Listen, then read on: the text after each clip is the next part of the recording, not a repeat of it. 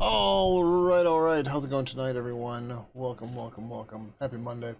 Hope your week's been off to a good start.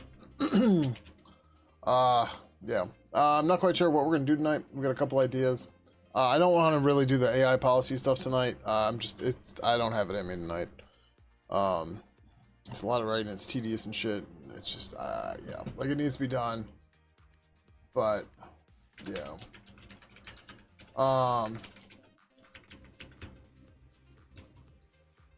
Okay, yeah, we already fixed that. So I'm just going through my notes of what to work on. We should fix a code spell in CI.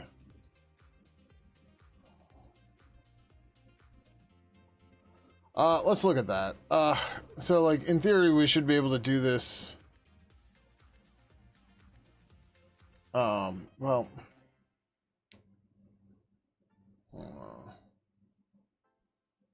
Alright, let's check this quick. Do I have a burb open somewhere? I don't know that I do. Oh, we don't have a 5. Let's go 5. Actually, is burb on 6 or something? No, that's where Mott was. Purple Satori, I didn't do anything on that yet.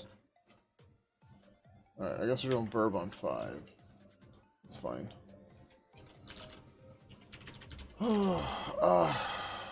CC equals Clang, Mason setup, build Clang.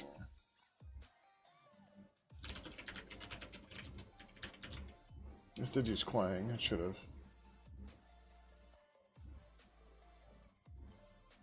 Yeah. Okay. Yeah. So I thought I fixed this on, or did I? Did we land this? We did. I fixed this on the Mac, I think. Yeah, okay. So fix the warnings under Clang. Okay, I guess it's not the warning I was seeing, though. I thought it was in... Oh, no, these were different warnings in verbs. I have a note for saying G said literal, not used. And I must have seen the warning somewhere, and I didn't look what project it was under. So... Yep. Alright, well...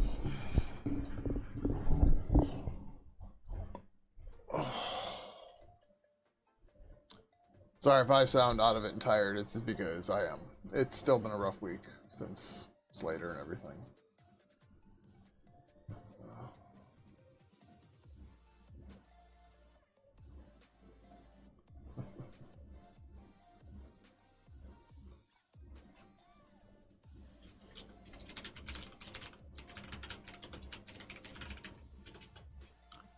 How's it going, Subantu? Welcome, welcome, how are you?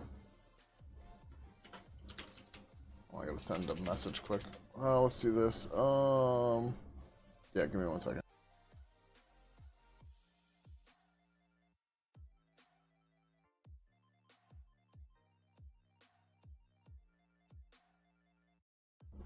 Alright, there we go.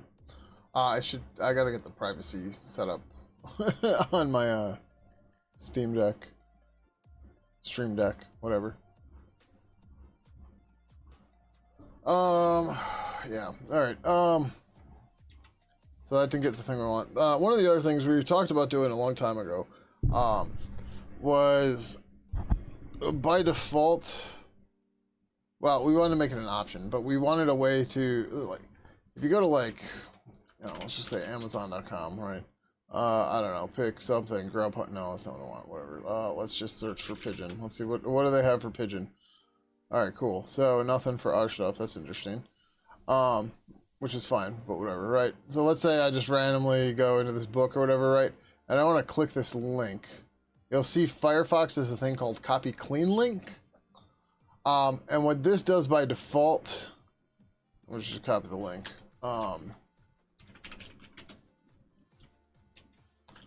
So the link looks like this garbage, right? But, you know, so you break this out to the components. All right, so schemas, HTTPS, path, you know, whatever, we'll do it this way, right? Then the query string is CRID, DIB, something, something, something, something, something. Holy hell, man. I don't know why there's the JWT in there, but whatever. Oh, all right, well, what does this delete out of here then? So that's a normal link, right? The clean link. Oh, apparently it teaches all that shit on Amazon. Interesting. Right? So the clean link just gives you the main link. I wonder if we might go dig for how Firefox does this. What a lot of them will do is, I was trying to find something with something more specific. But you'll end up with a lot of stuff will just have, it'll strip all the UTM underscore tags, which are UTM query parameters. These are Urchin tracking module. I thought it was going to be universal or whatever. Are 5 variants of URL parameters used by marketers to track the effectiveness of online marketing campaigns across traffic sources and publishing media. They were introduced by Google Analytics predecessor Urchin, and consequently are supported out of the box by Google Analytics. The UTM parameter in a URL identify the campaign that refers to traffic to a specific website. The attribute the browser's web session, blah, blah, blah, blah, right? So UTM content, medium, source, campaign. You've probably seen these in URLs and stuff all the time. And there's a term one too. But so anyways, what I was going to do, one of the things we need to do to make this feature work at all is we need a function that will clean a URL. I was like, we could write that, and it should be relatively straightforward, at least to start with just the UTM stuff, right? So that's what we're gonna do. I'd like to have some good links or some good examples for this, but whatever, right? So that's the idea. We're just gonna start with that. We're gonna knock this out real quick. I don't think we have a burb URI or URL namespace yet. No, which is fine. We still have to figure out what to do with the there's a bug with UTF-8, with burb UTF-8 on Mac, and it's really dumb.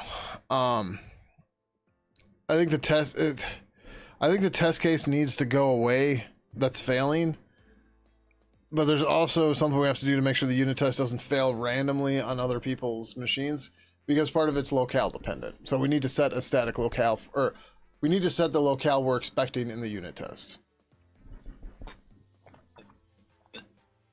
And the problem is on Mac, the sort order is done differently, even though it's the same locale, because they use different algorithms, which is really dumb. So yeah, it's a bummer, yeah. So we want to grab this guy, send this over to 5.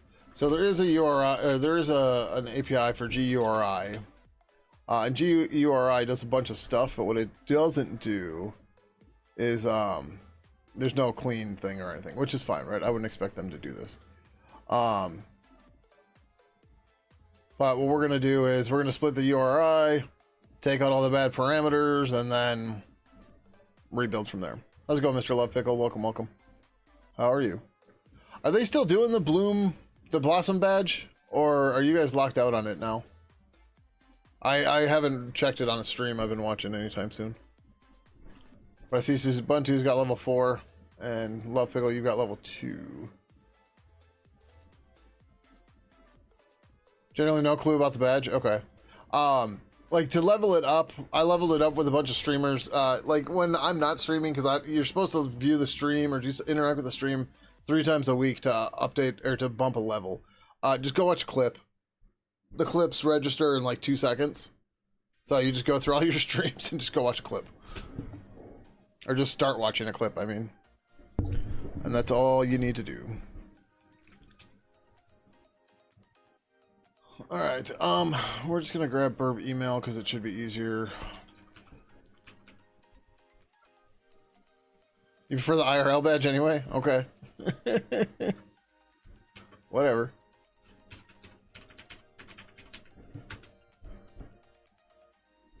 Did I end up finishing the A? No, and we're not gonna finish it tonight. I do not have it in me tonight to work on it. I didn't sleep well, as you may imagine. The Slater stuff's still messing with me. I keep thinking I'm seeing him all the time. At least I haven't thought I've hurt him at all, which is good, but...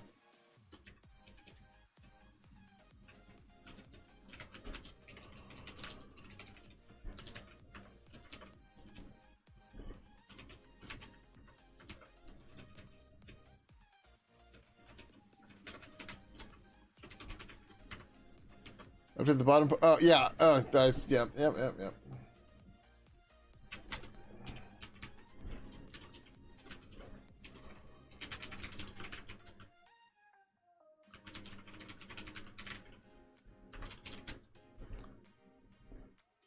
We were trying to decide what to do before I updated that, and then we decided and I forgot to update it.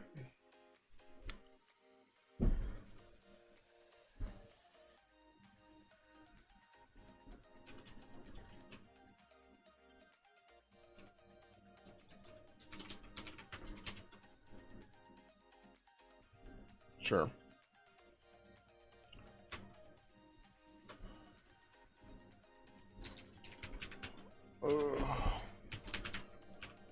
Moves, tracking, cleans a URI by removing tracking and other unnecessary information from it.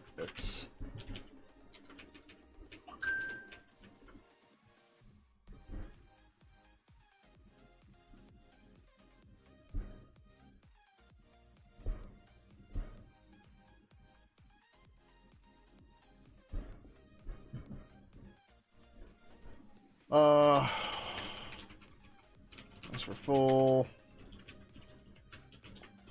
Nullable. If you pass this null, we just give you null back.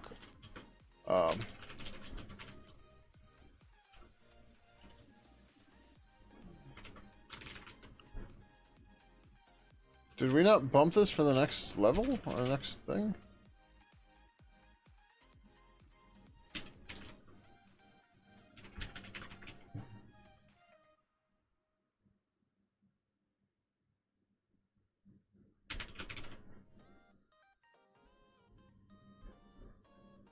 I guess we didn't. Well, I'm adding new API, so I guess this is just going to be 10.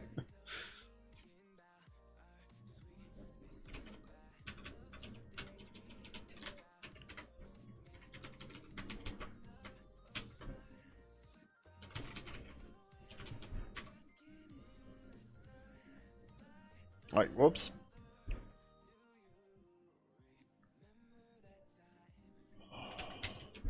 My blood sugar's low too. That's been another problem today.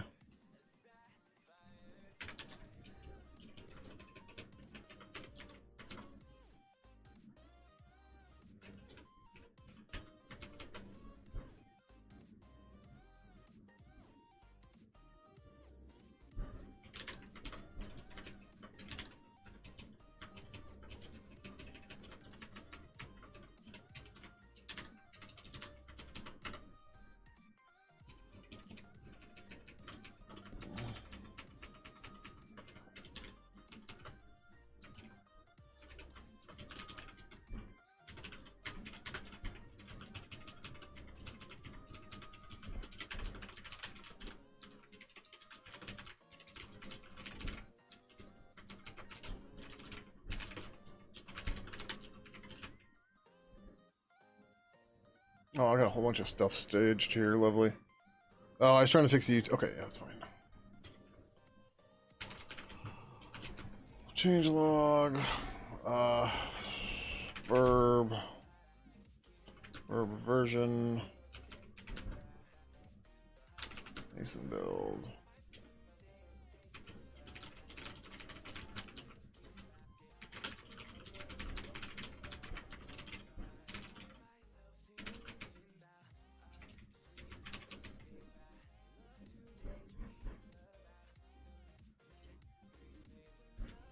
Oh, right. That's fine. Should've just done this.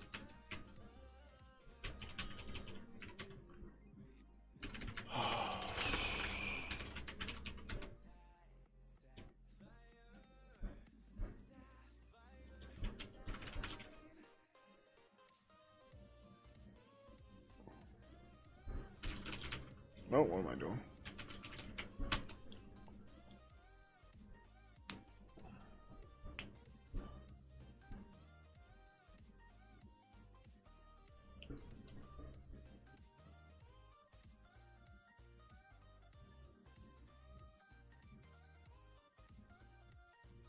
47.78.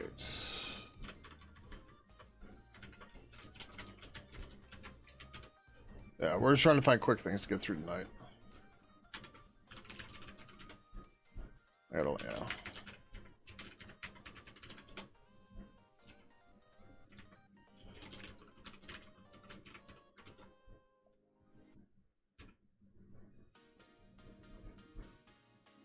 Like, it's been real hard to concentrate on shit lately, so I'm trying to keep things light.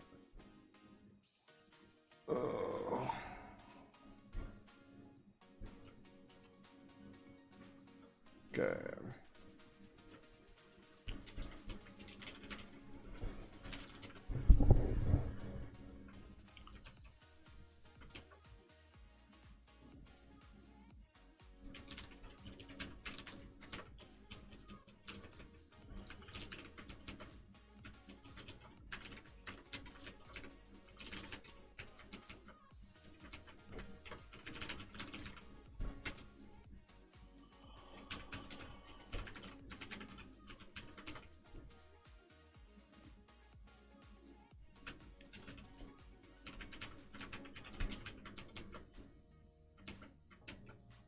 Oh, do. I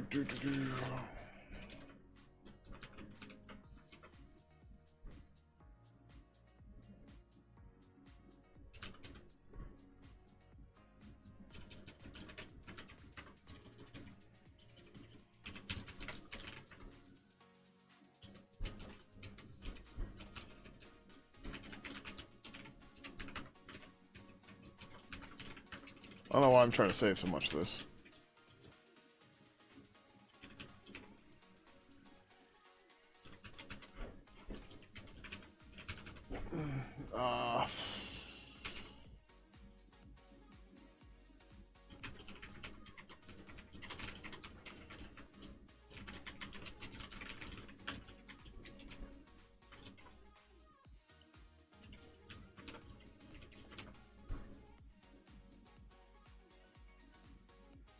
We'll just make it null check.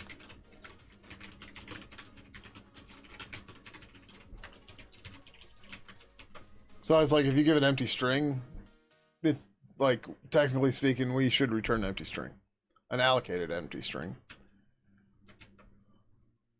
At least that's the behavior I would expect.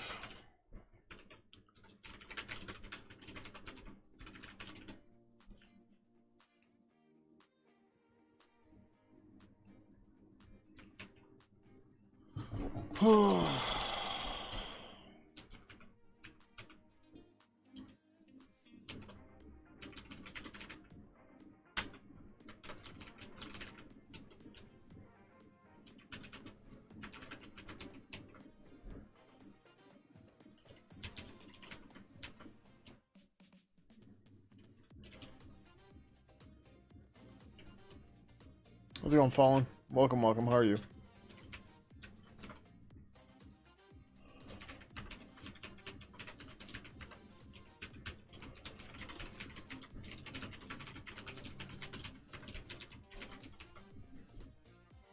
I'm doing all right.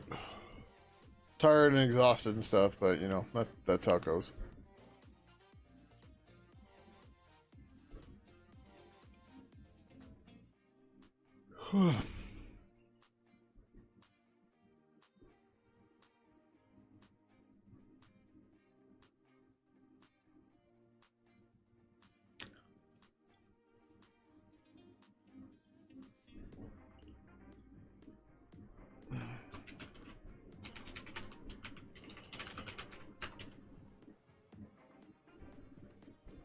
So we haven't heard any word on when we're gonna get Slater's cremains back or anything, which kind of sucks. But I think they said that goes out on Monday, which means it went out today.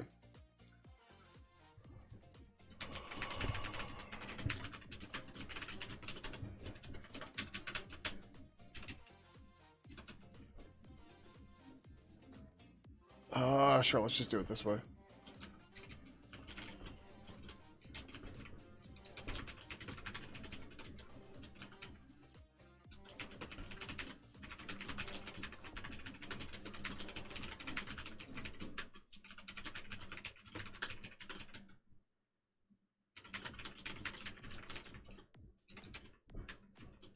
This isn't necessary at all, but it's just going to keep things consistent.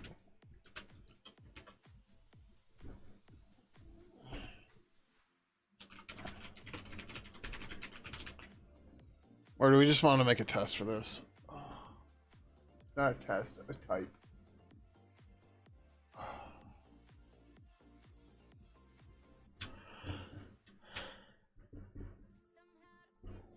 The annoying part is we use this so often.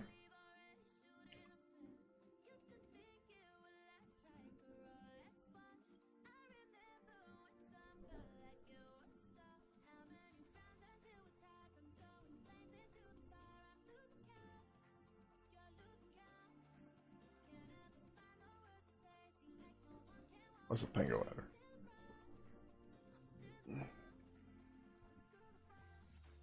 I guess we don't use it much there. I guess I'm thinking of other places where we use it.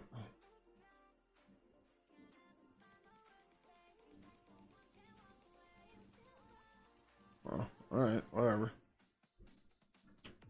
I'm thinking, like, does it make sense to have, like, a burb string test type or something?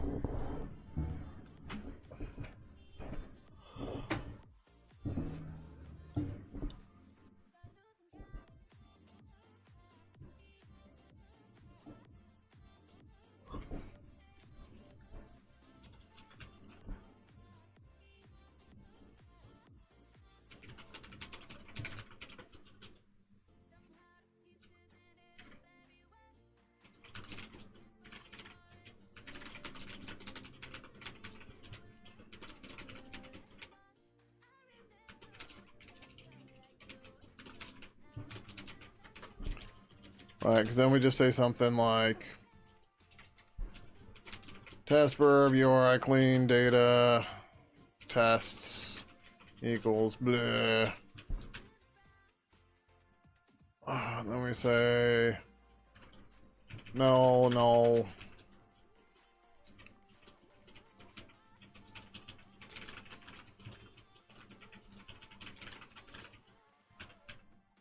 And so on, right? And then this becomes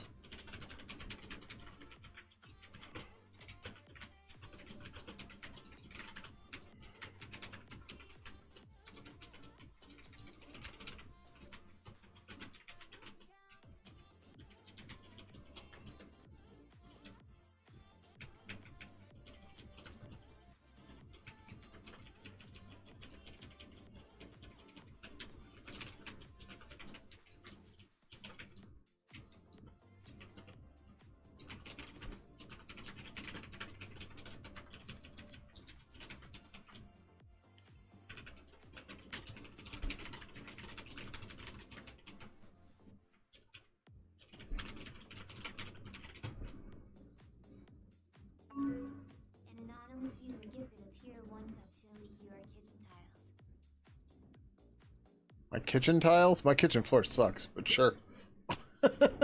Thank you, Anonymous. It's some gross linoleum yellow and green stuff. And when you drop something on it, it's impossible to find it.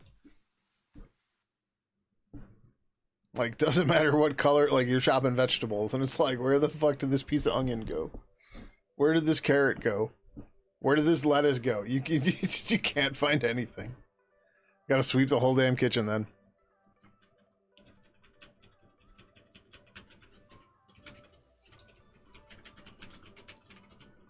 So I don't think this is working because we didn't implement enough of this to go, yeah.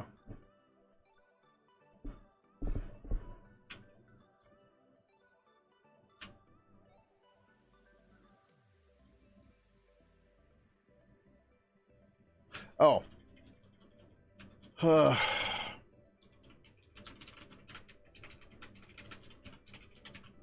We just did the same thing again and again.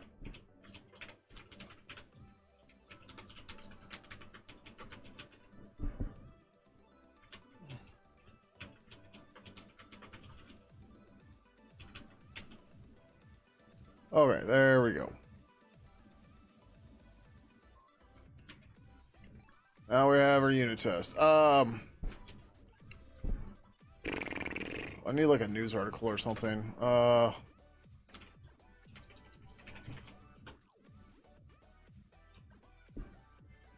Nope. Yeah, I need... Okay, maybe we do need to go to Hacker News.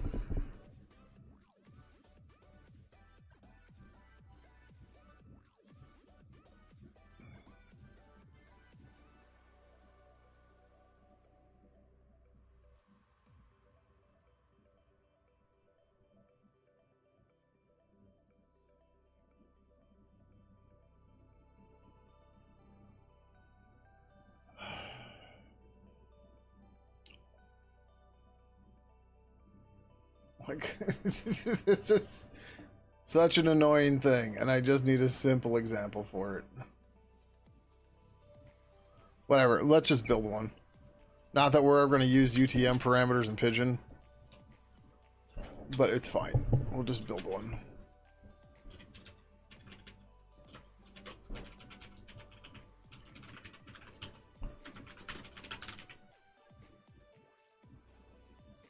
Right, source.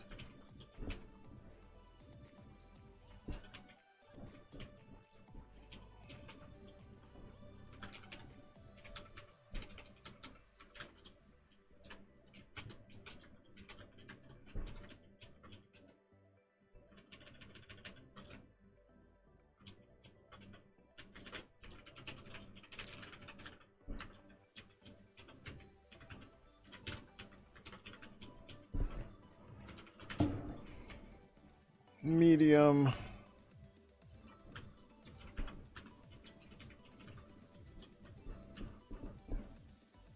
Campaign.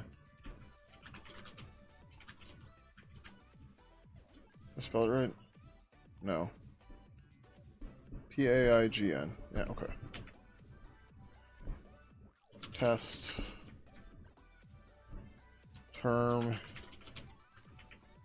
Ads. Content.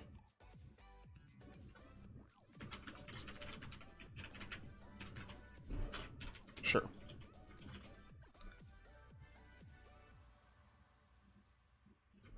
Okay. So we got a couple easy test cases here. That's fine.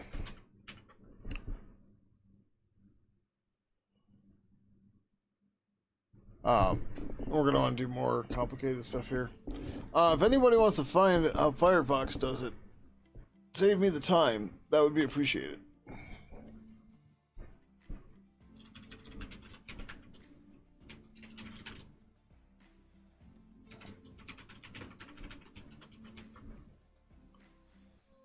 How's it going, keyboard? Welcome, welcome. So Firefox has an option which we're trying to replace right now, which is copy clean link. They do more than UTM tags because like this Amazon link, which is huge and gross, right? You can see this. If I copy clean link, it just deletes everything after the query string. That's not what it always does. I don't have a good link anywhere else to check right now. Maybe, nope. Nope. Also, Firefox has some way to tell if it's a dirty link or not. But if somebody can just find where that code is in Firefox, I would appreciate it. Like, I can go find it, it's fine, but you would just be saving me some time.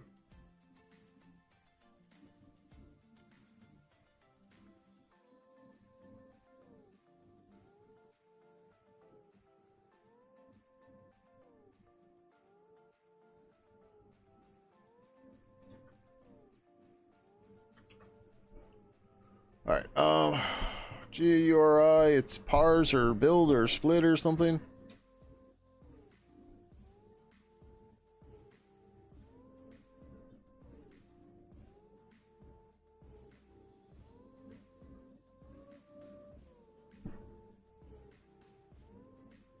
Include one more attribute vectors as part of the URI. This method can be used to parse them into a hash table when the attribute. Oh, you know, like, I don't really.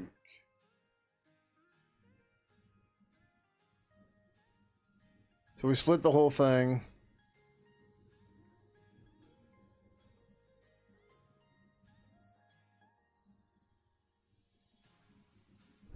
This is going to be the annoying part, but it's okay.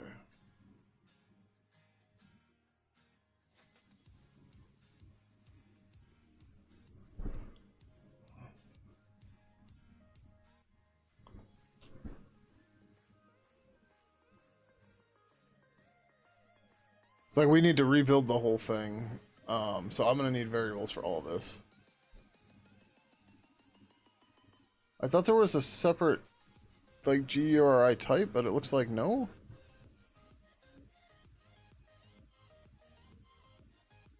Yeah, there's not. Oh, fuck. All right.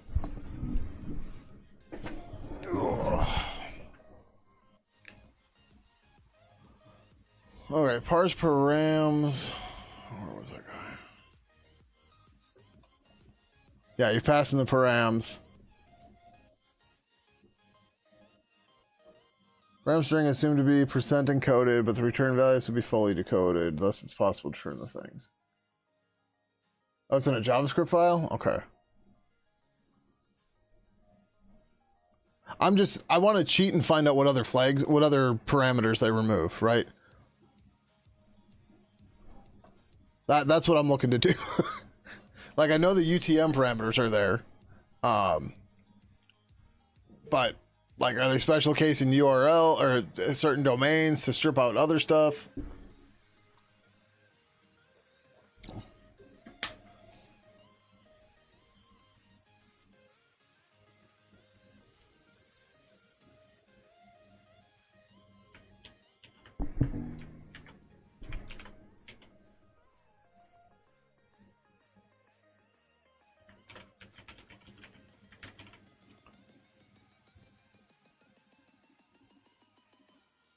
You got a line number? At least it looks like it's just this. That's when to show it. But, like, where's the implementation?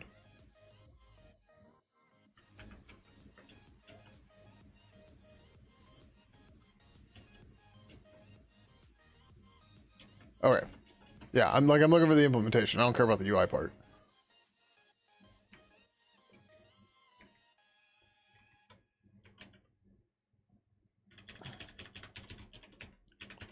Alright, so we need a bajillion variables here. We're also going to have to put an error here.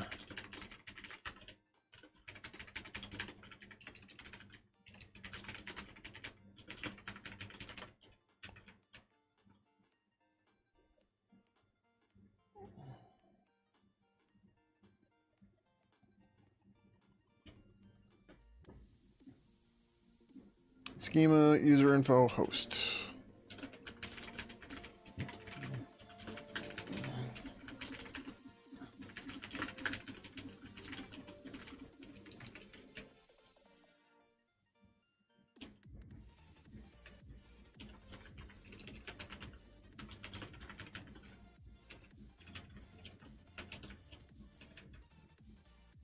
Port.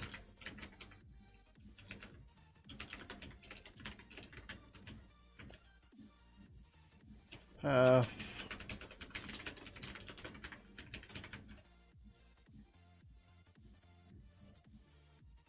Query fragment.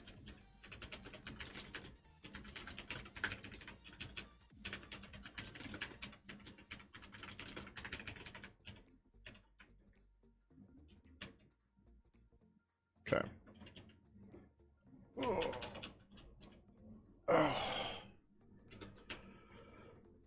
Oh, this returns a bool. Yeah. If not, oh, I will probably do it this way.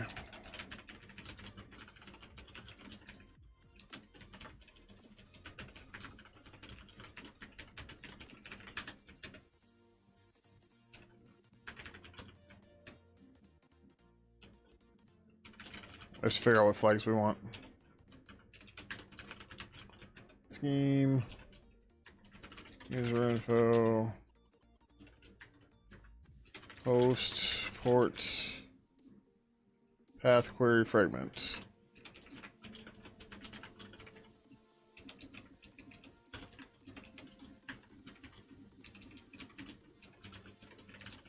Local error.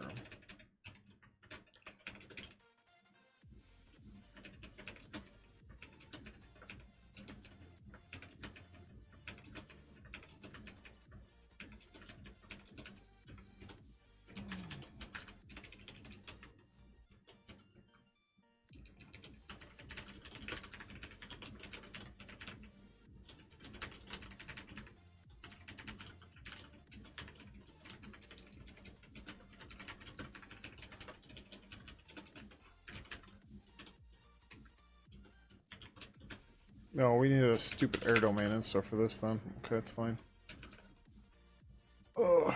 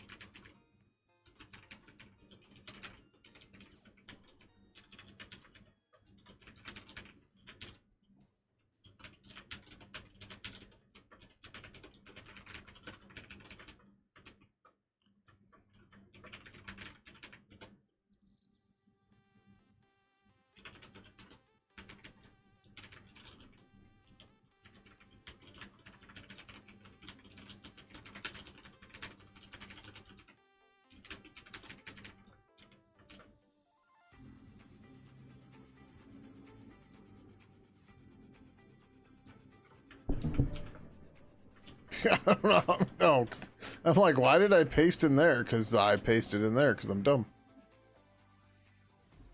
Go away. Nope, that's... Okay. Try strip value. I hate C++ so much.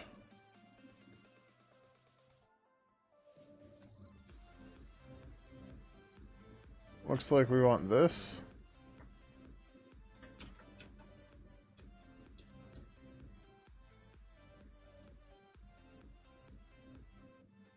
Parse it. Try strip value. Should strip param.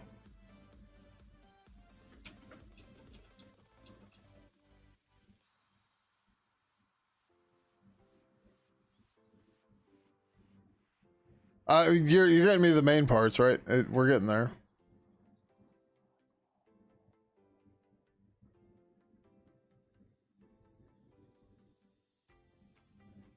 Look through the global rules. Check for... Okay, so they do have site-specific rules.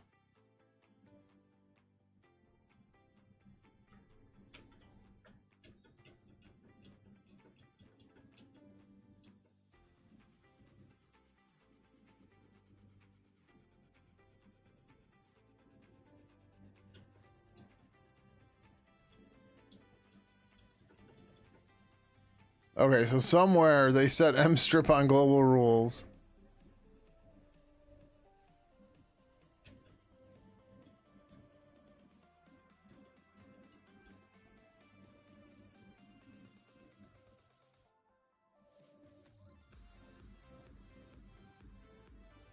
Alright, well, we can come back to that. We're getting there. Feel free to keep looking, too.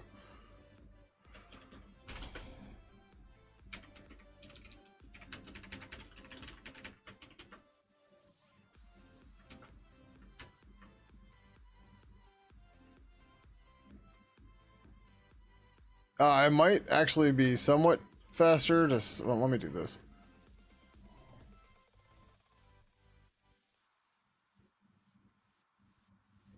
I might regret this. We'll see.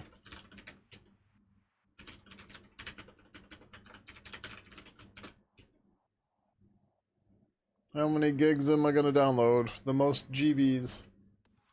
I want the one with the most GBs.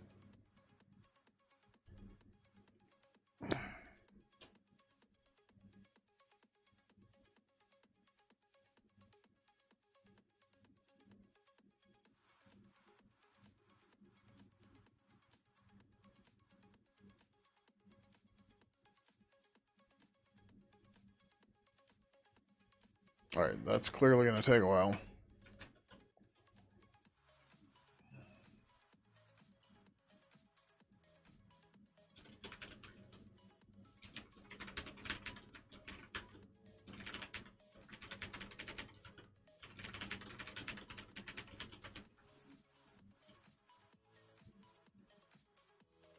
Okay, it might be good to compare both.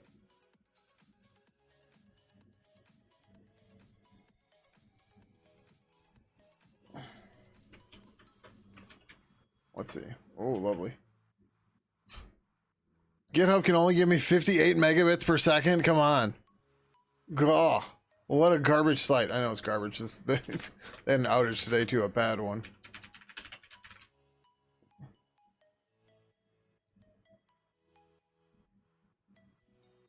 Someone did the math and they were down to like, yeah, there's 2 nines. GitHub has 2 nines of uptime. They can't even get to 3 nines anymore. All that slop. All that slop.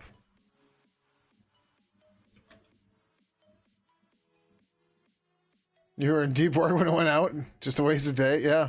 I mean, this is what happens when you depend on everyone for everything. And when it's even worse when everyone depends on the same thing for all of it, right? 300k salary, wasted day? Yeah, shit happens.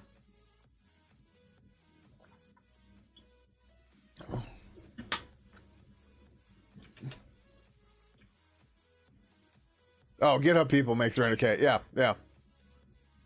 To get 2 nines, yeah. Well, the problem is most likely that they're all being forced to use AI. That's been the assumption for a while. And I don't work there, so I don't know. Although I have been to their office.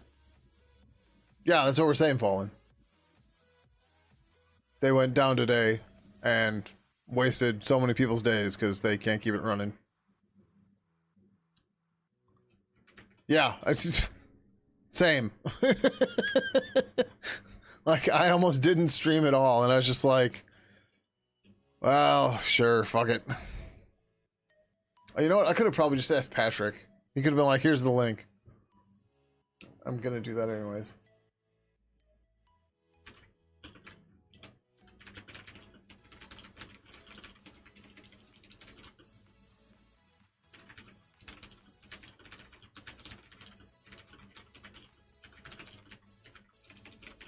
So Patrick Cloak, he's on the Iron Freedom board. He used to work on Instant Bird, but he still contributes to till Thunderbird. So he actually probably knows exactly where in the code it is. GitHub gave you a holiday today. That's always nice, right? That's a great way to look at it. It's like, yep, unscheduled holiday pay. Let's go. Let's go on. Okay, Tanver, welcome, welcome. How are you?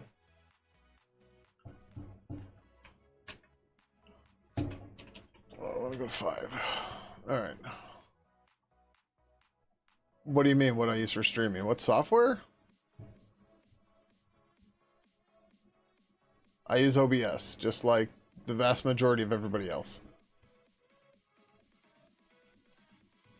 You try and get B Bondi to give you the location.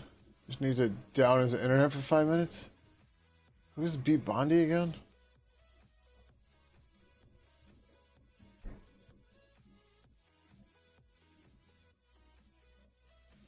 Ah, the Brave owner. Gotcha. Okay, I'm like, the name's familiar, but I can't place it. I'm hoping when this fails, nothing is...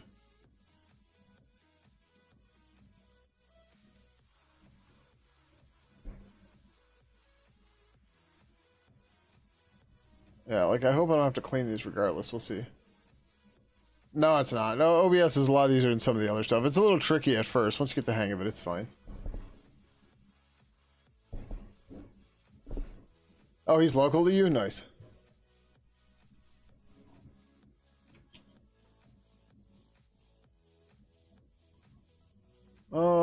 Okay. That all looks fine.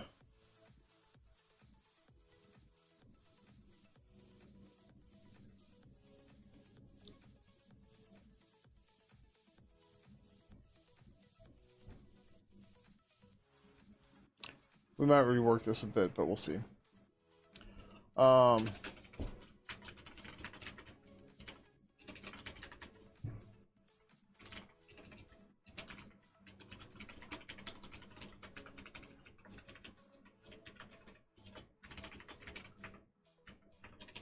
User info, host,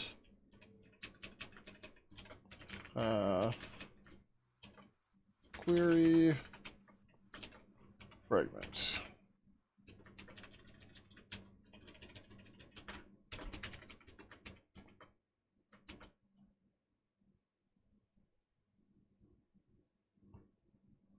Okay, that's all our cleanups. Woo! We should double check this. No, is it just in glib?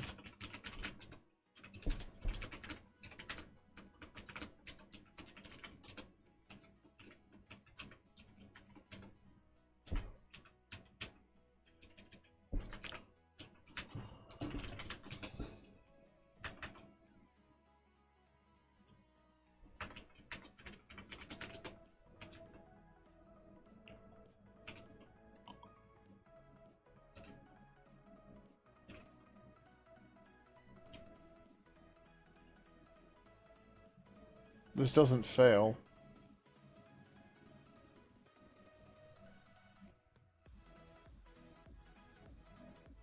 Oh, there's no air.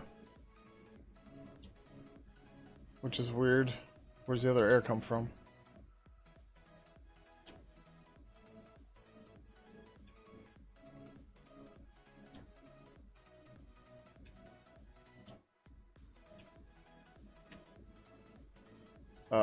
Hmm.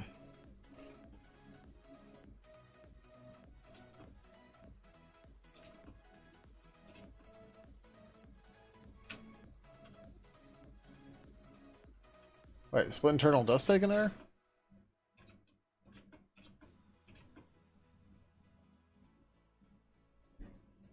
Oh, what? I'm looking at join internal. Okay. Like, what the hell?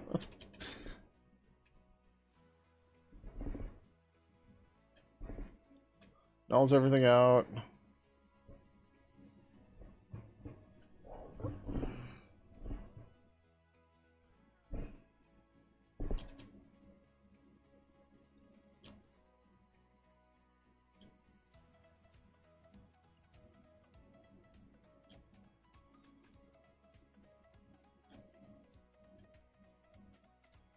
Parse user info, takes air.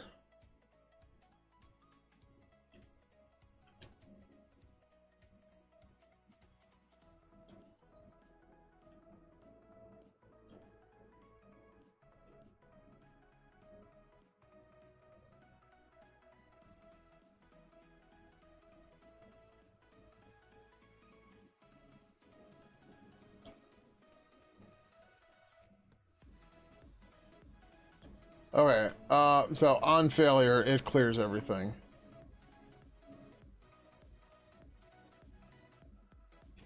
Okay. They have a go-to fail, lovely. Those that know, know. Alright, but that was my concern, so that's fine. Okay, so what we need to do is we need to say clean equals GURL join.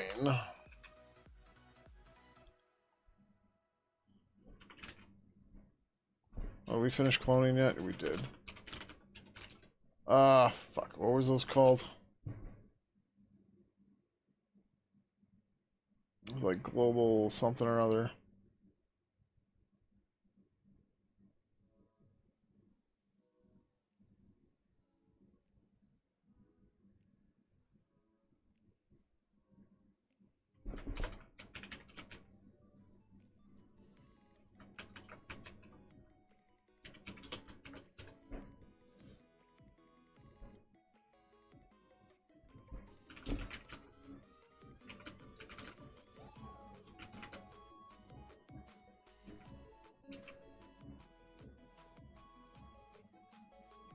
Where does this get loaded, man?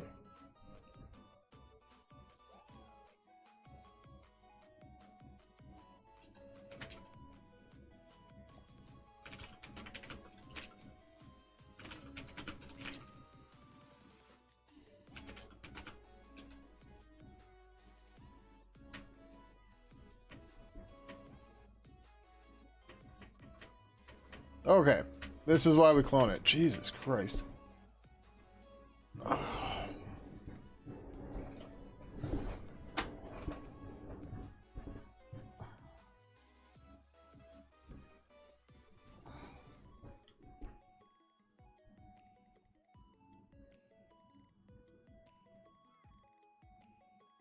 We work on Pidgin Instant Messenger here. Right now we are working on one of our lower level libraries to write a function that can clean tracking information from URLs.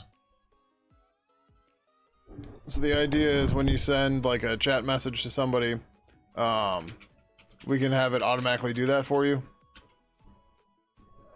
Right, so like you could just paste a link, whatever, and just put in whatever the hell you want. Whereas like, so it's just a random thing on YouTube or on Amazon. So like you'll see there's this big gross link here. Right. That's what the default link is.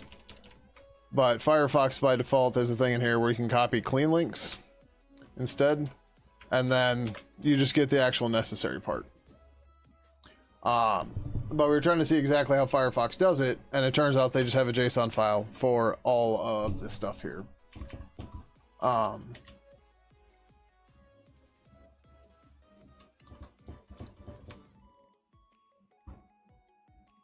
And this is a bit more complicated than I was thinking, but I think that's okay.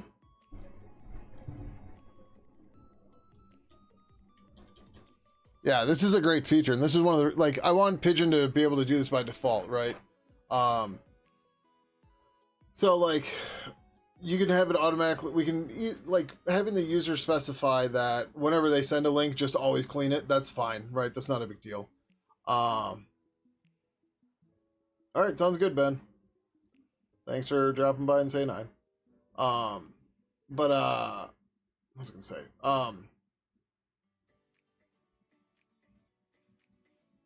God, brain is brainolating so hard today.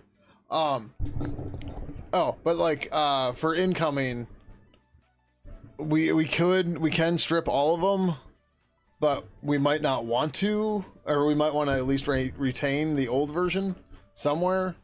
But I mean, that doesn't affect us here. So yeah.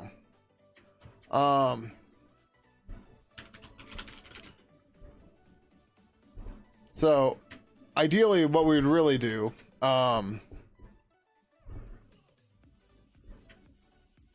is we would just load this file directly. Right, there's no sense in us converting this file.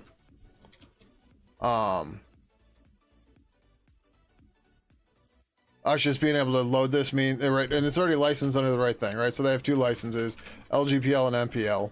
I'm guessing the files are probably the same too.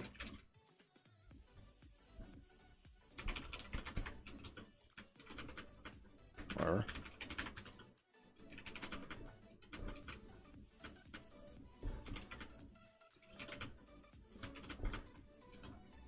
oh, they're different. Well, okay, how are they different?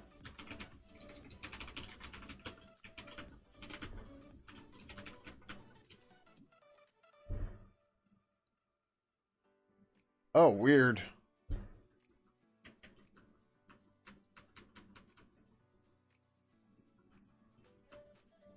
Are they just... No, there's definitely... Wow, what the hell?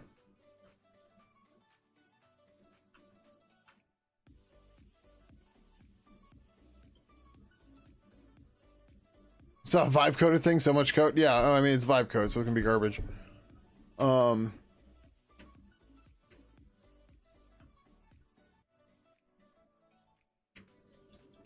Well, what the fuck? So, generally speaking, I believe MPL and GPL code are compatible.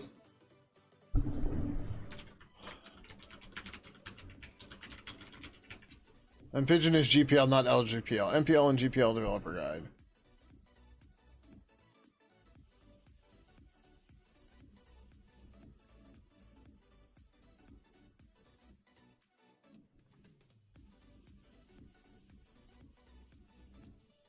The simplest case, the developer combines unmodified MPL license files into a project with LGPL license files to create a larger work and seeks to distribute the resulting combination under the terms of the LGPL. In this case, Section 3 of the MPL permits the individual files to be distributed as part of the larger work with no further changes required.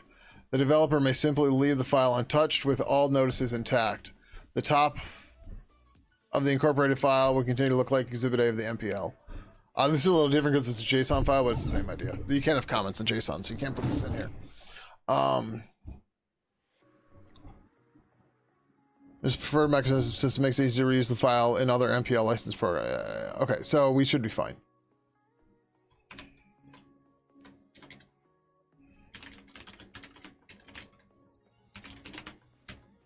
Because there's a lot more in this one.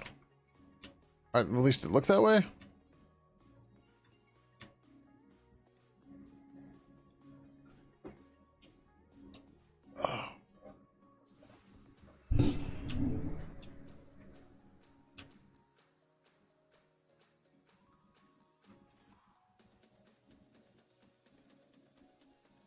Fallen, yeah, it doesn't matter. I have the data set now. You can stop looking. Sorry, I thought that was clear. But thank you for looking.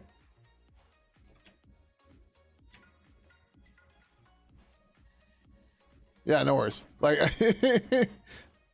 how's it going, No Ref Check? Welcome, welcome. How are you?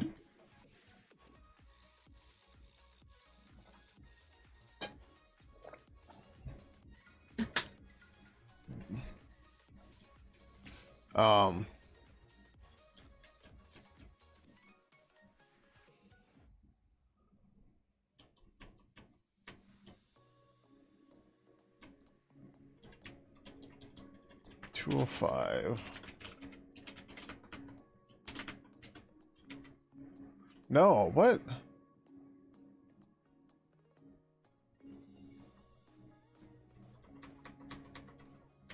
Why are these different?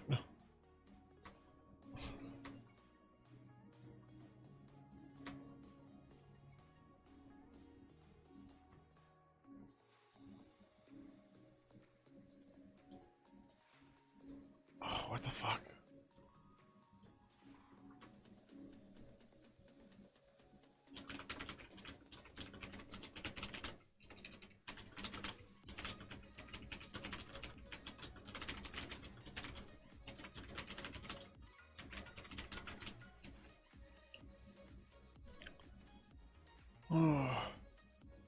Ninja Vanish for like 50 minutes to do pre-sleeps task? Yeah, sorry, no worries.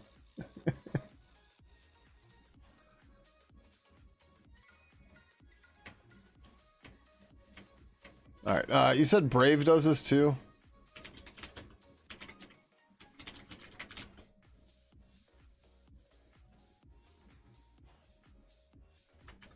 That's not what I wanted.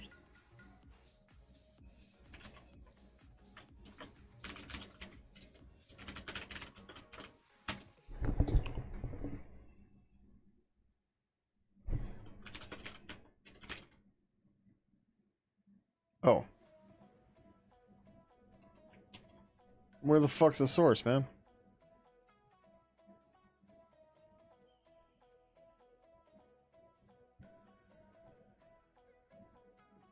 Oh, Brave One AI, lovely.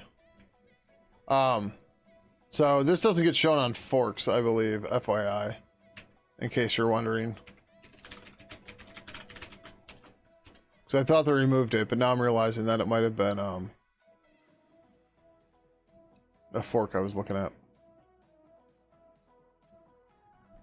I don't have the GitHub command line client because fuck GitHub.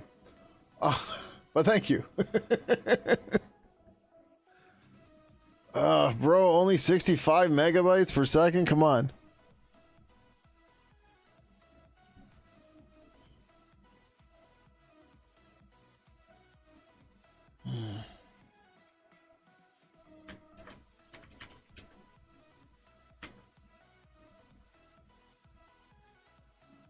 Like, Git's only getting 55, 60 megabits per second. Come on.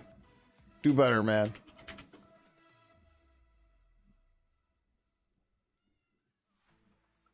Yeah, but I... okay, while this is going, right, we're at 63%.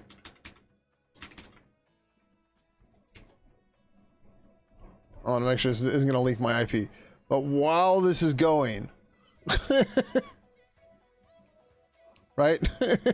While this is going and I'm streaming, because this is what symmetric fiber looks like. Like, we're not even hitting half my upstream. Alright, good. Didn't leak an IP. and picked a server in Chicago. Fine, right? This is why we're streaming and doing that download. It's still okay, though. I guess the download finished, but and I'm pushing out 4 streams to Twitch and 1 to YouTube from this machine that I'm on right now. You got 10 gigabytes per second download for free one day? Nice. Yeah, I spend like $100 a month for this, which isn't bad. Okay, this is better. 654 while I've got all the streams going, sure. 1 gig up, nice. Oh, Brave Core.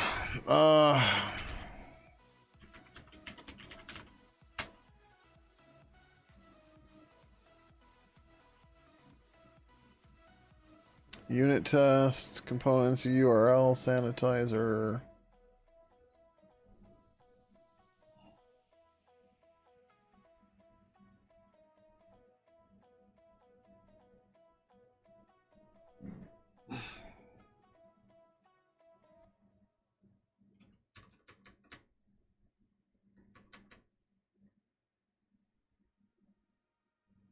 Rip the bit right now, though. Whee! Man. Alright, let's try Amazon.com.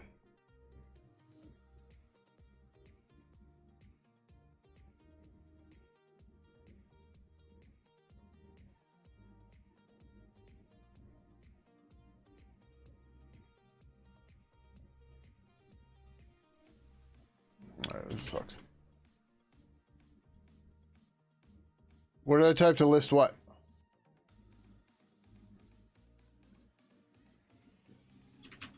You talking about this? So RG is called ripgrep. It's another grep tool. It has a different format. The output's a little bit different, and by default, it does recursive searches. So I just told it to look for UTM source, which is one of the headers we're looking for, or one of the parameters, and that's just, it just ripped through everything and spit it out. So, and I have no problem answering questions like this. It's when it's like, hey, how do I get started in programming? And you're like, right? Or like, you know, like I'm not trying to make educational videos. Like, I'm just, you know, this is what I do. But if you have quick questions like that, that's fine. But like, I'm not going to explain how ripgrep works, right? It's like, this is ripgrep. This is what it does. It's grep with Saner defaults. Right, colors on, line numbers are on, recursion's on, that's pretty much it, and it's fast. Although it's written in Rust, so I'm kind of but it's okay. Like, this seems like the right idea, but that's under iOS and under Brave. Or whatever, it's just some random ass path. Which seems like not the right thing.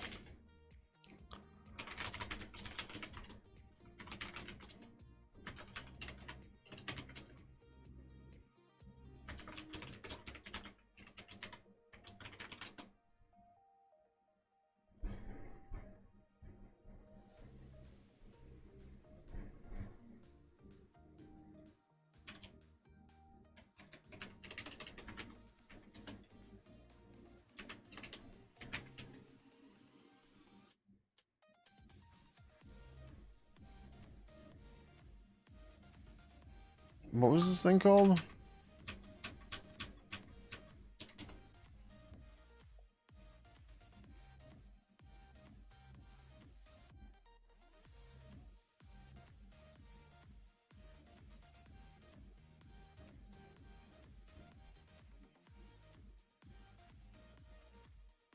There's another thing in here.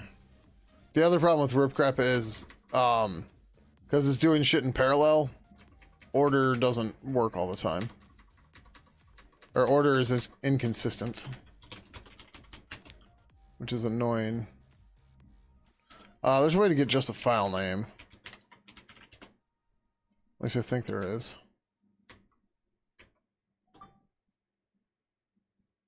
Kind of, but not that.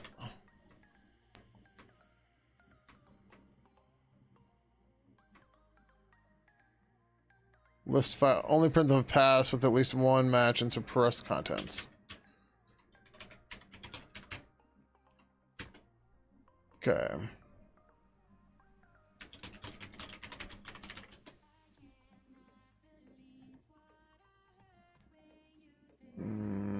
That doesn't look right. At least it's not the Firefox one.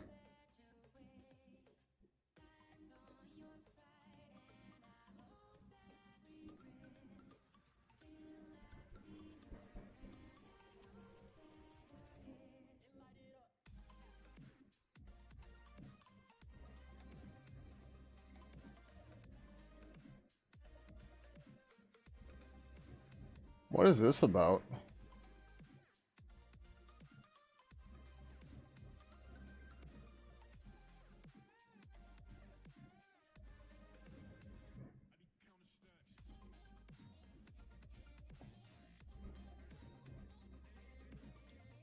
Oh, this is all under unit test. Yeah, I don't give a shit about that.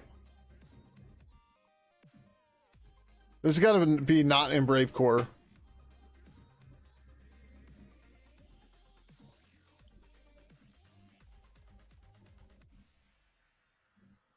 Well, it's not even necessarily JSON. JSON's just what Firefox used. And I'm gonna guess that it's probably another Rust crate.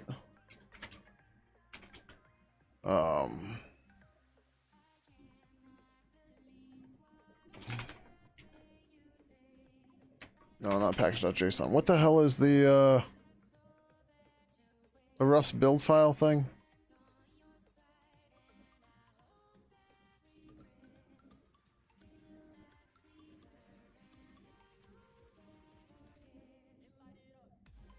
I don't even know here, man. Why is there so much TypeScript shit here? Why? I'd probably just want to do a find on that, wouldn't I?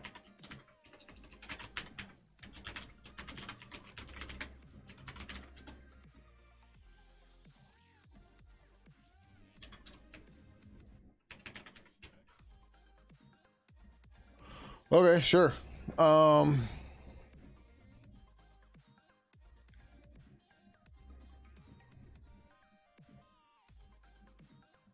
So where is Brave Adblock? That might be a separate repo. And if so, then we're just in the wrong spot.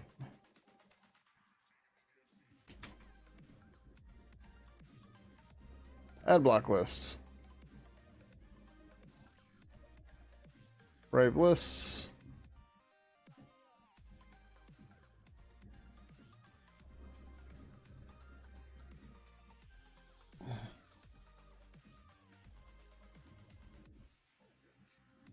Oh, this is specifically for ad blocks, though. This isn't quite the same thing.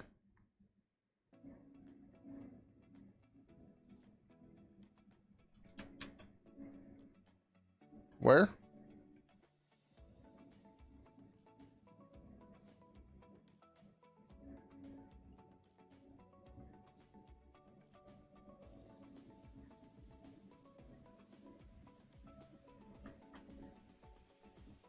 Where did I scroll past it?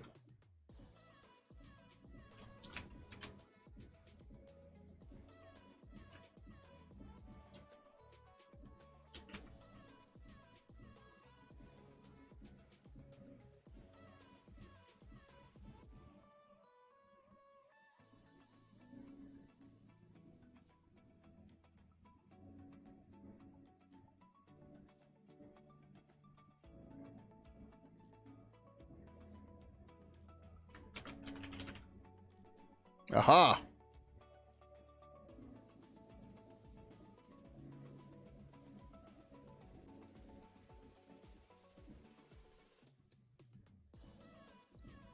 Yeah, we got it.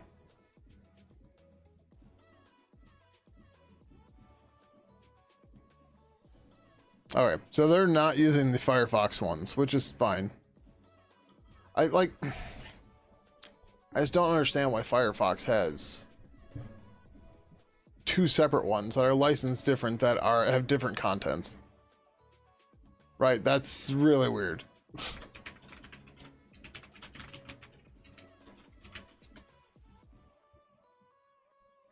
Well, that's not the right repo. Oh, it's probably Mozilla.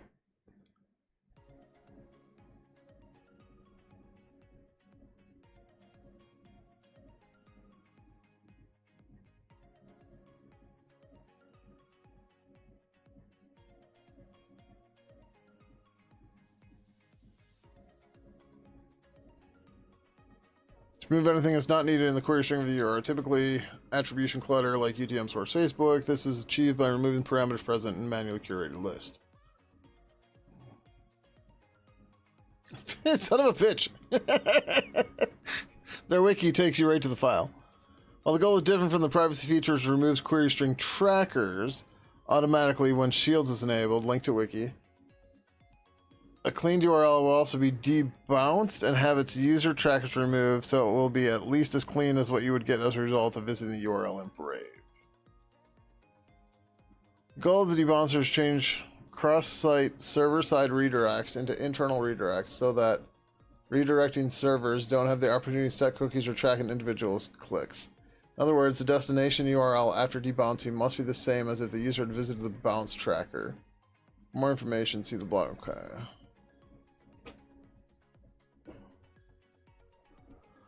All right, so what I'm hearing out of all of this, this is a lot more complicated than I expected, which is okay, right? But this isn't a quick, easy, dirty feature to implement.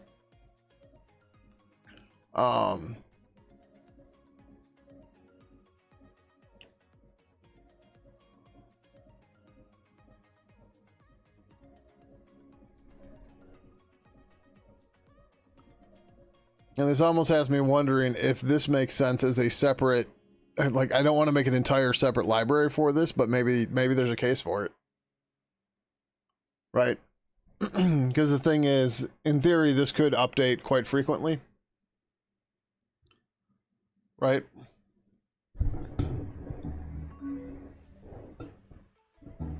Like, SWK, thank you for the 22 months. Greatly appreciate it. How are you? Hope you're doing well. The thing is, if you do this with regex, then like the site changes stuff. If the site changes anything, just changes order, then you're fucked. Unless your regex is smart enough to deal with it, which then means your regex is more complicated. Right?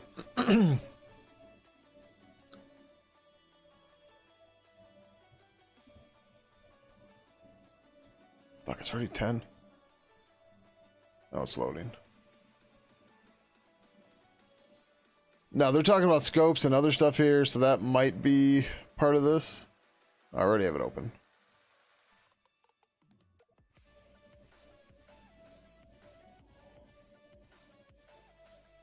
Use this style because he wanted to support the uBlock. Oh. That's an interesting idea, too.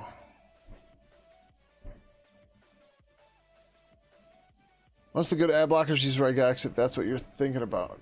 So no, I'm trying to re-implement a copy clean link, or I'm trying to implement a function that I can use to implement copy clean link. And obviously I don't want to have to maintain this list by myself. So the question becomes, where do we source that data? Firefox has 2 files for some reason. I don't remember where they were now. I'd have to... Toolkit components, anti-tracking.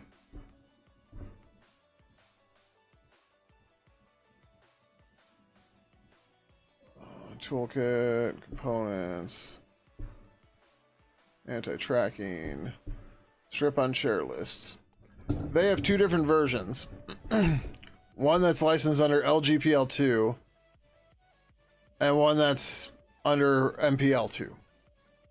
We can use both because we're LGPL. But I don't understand why they have 2 and why they're different. But the intent of what I wanted to do was just pull in somebody else's work, right? And go from there. But part of the problem is this is a lot of data we need to load and keep in memory. So we would need an initializer function in whatever library this is being put in. The problem with that is Burb does not have one of those right now. That's where I was going to put this. So then the question becomes, well, is this going to update frequently enough for new rules and stuff? Maybe it makes sense to make it its own library. Not that I need yet another library, but yeah. Right, so like one of the examples is like this one has, okay, so this has Humble Bundle, right? If we go back and look at the LGPL one, it does not have Humble Bundle. It was just like, what? And then like, there was something different, I don't remember.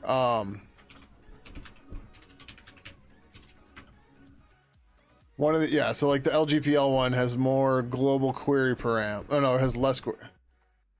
Yeah, I don't know. Like it seems like the MPL one is more up to date, but it's not in other weird ways.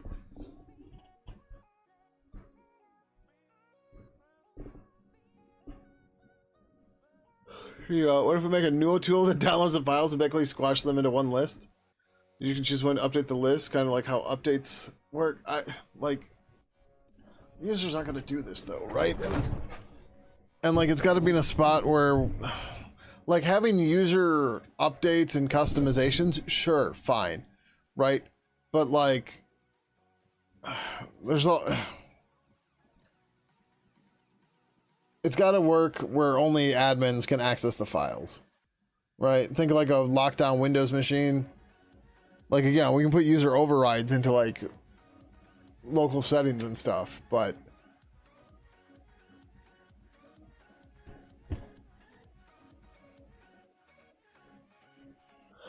sorry.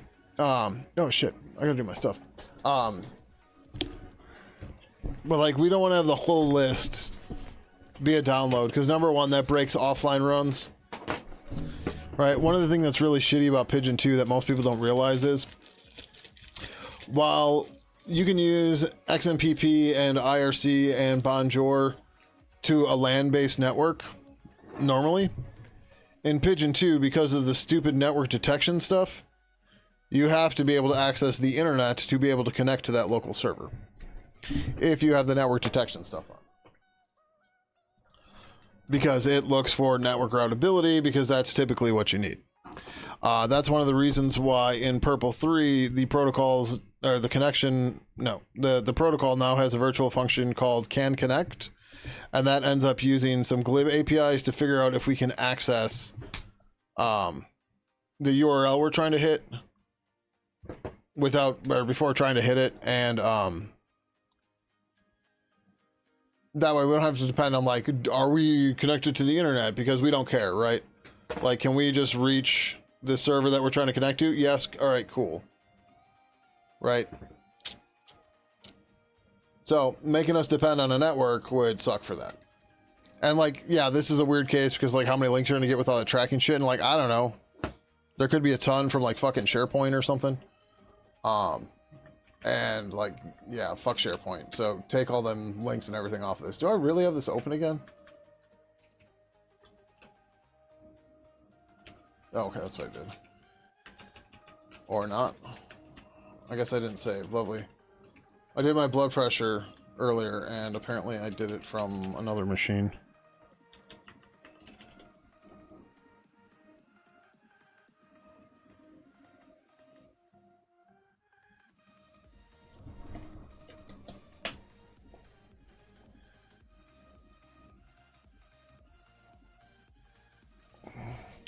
But yeah, I mean, like,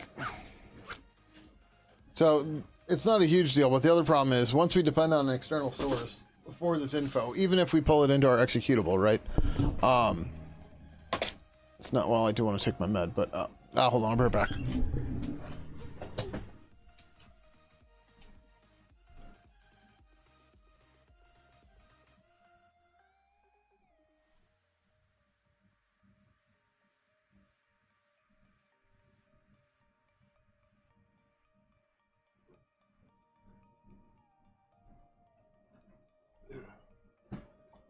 All right. So the other problem, like I was saying, was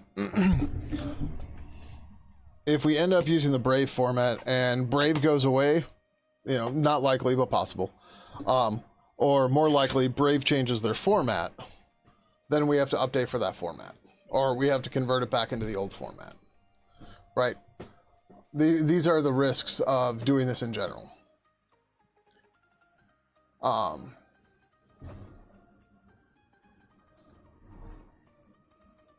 Oh, okay, I see.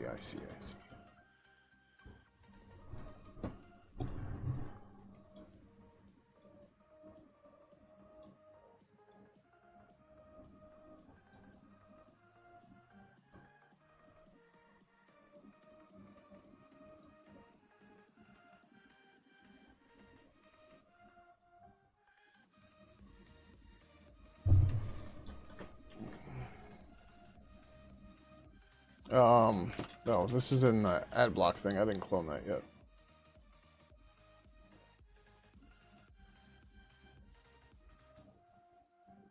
And then of course the question is, what are the Brave ones licensed under?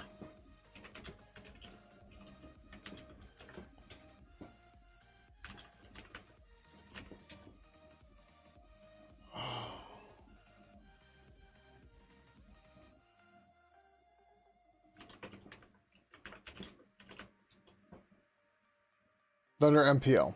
Okay. I didn't realize Brave was licensed under the MPL. That actually works in our favor too.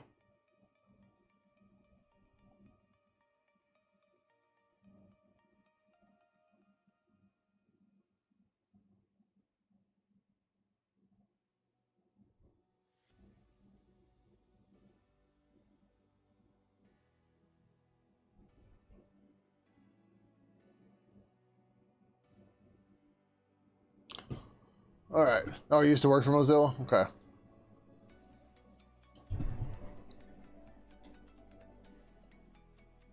But yeah, us being GPL, we can just pull in MPL license stuff, especially unmodified. We're fine.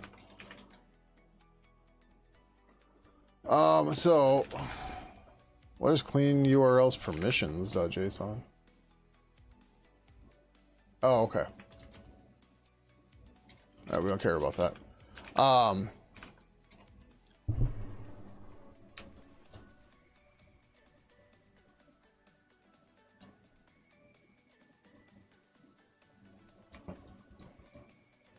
Okay, but again, there's so much stuff in this and to parse.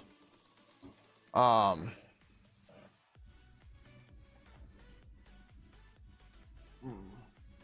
track you bit here. We need to constantly download a new list so we know they're using our stuff. Yeah. Oh, that's another reason, right? We don't want to have to download it more often than necessary because then we could turn that into tracking. I wonder if, like, are the excludes used here at all?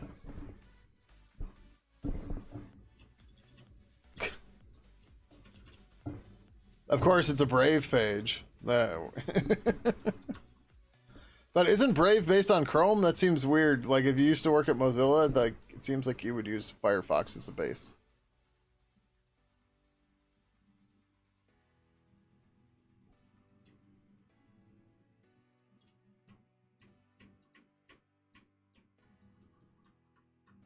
Okay, so these aren't regexes. These are globs.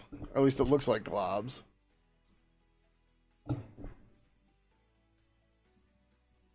Which is fine, right? We have a pattern matcher in glib.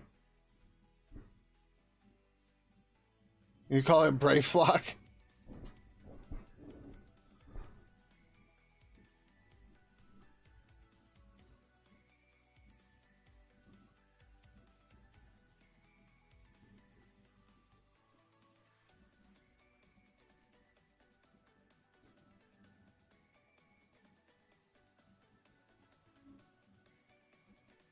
This is really complicated to make this work right. Yep, sounds good, Fallen. Thanks for pointing this out too, and Brave. Because at least we have one place to go here. Does this have Humble? It does. Okay, okay. So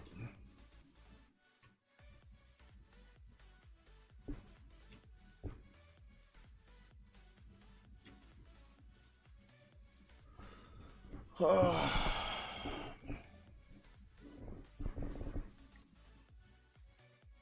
params in the query filter.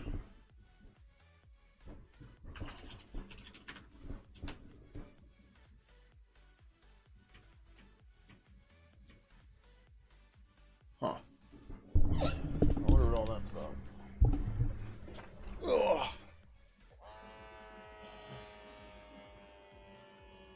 Sure, my blood pressure's fine. It's been mostly okay.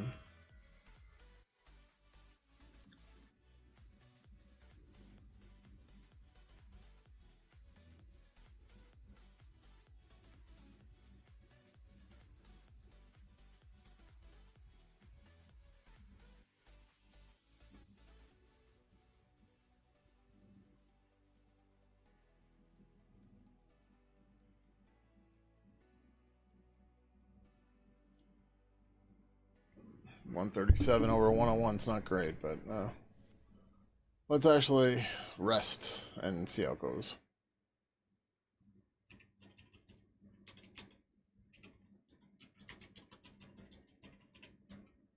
We got an ad right now too. Good.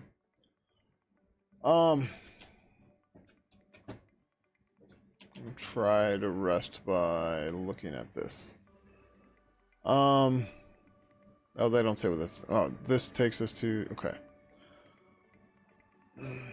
The goal of copy link features is to remove anything that's not needed in the query string of a URL, like attribution clutter, like blah. This is achieved by removing the parameters present in a manually curated list. While the goal is different from the privacy feature, which removes query string trackers automatically when Shields is enabled, link to wiki, a cleaned URL will also be debounced and have its users' trackers removed, so it will be at least as clean as what you would get as a result of visiting the URL in Brave. Via right-click on the URL bar, share, right-click on link. It's also enabled by default for Control-C except on macOS, due to focus problems on that platform. Okay. Support for the keyboard shortcut can be toggled via blah. On macOS, it's issue writing new filters. Everybody can suggest include an example URL in the PR and or commit message. The original and cleaned URLs must lead to the same page. Cannot break the page. Cannot change page functionality, causing the page to be potentially shown in a different language by removing the language parameter. Only HTTP, HTTPS URLs can be targeted. Tips: avoid the global scope for parameters that are too generic, i.e. likely to be used for different purposes on different sites. Avoid changing the last element of JSON arrays to make git blame easier. Add to the beginning instead. At least they're not doing trailing comma or leading comma. Keep the test entries last in the file. Look for parameters in the AdGuard list to see rather than coming on a list due to breakage.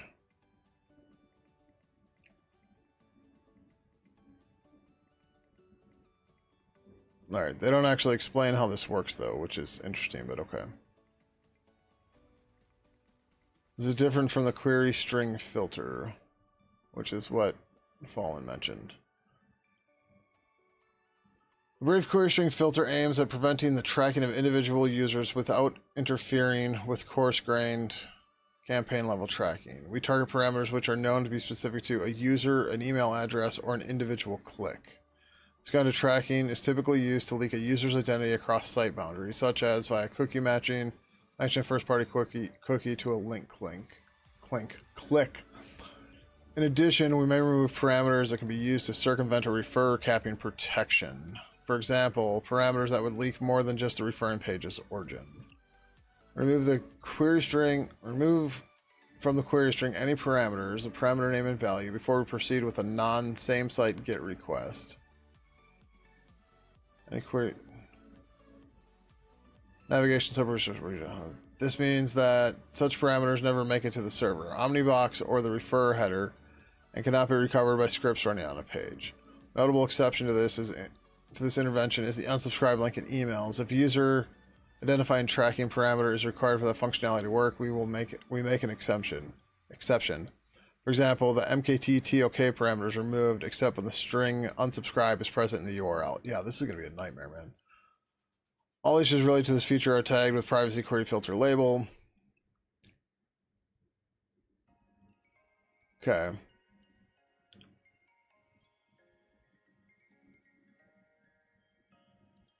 Yeah, so this whole entire thing seems like it should be a separate library. Anybody else? Anybody disagree with that? Right, so we would have the thing to clean the URL. We'd have the thing to remove tracking, right?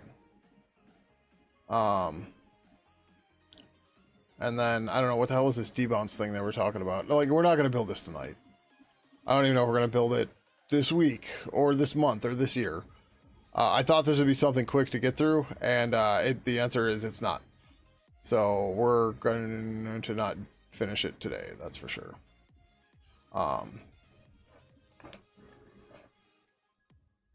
We've got more important things to do than this right now, but this is something we should be doing, or use something that does it.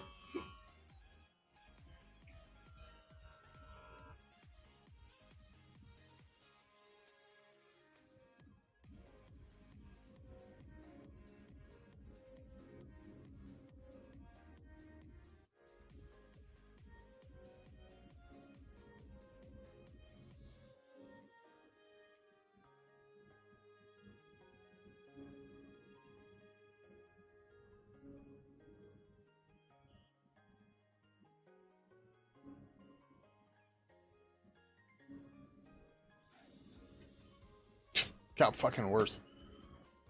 Not by much, but it did. 141 over 90 now. Oh, no, actually, it's better. Kind of.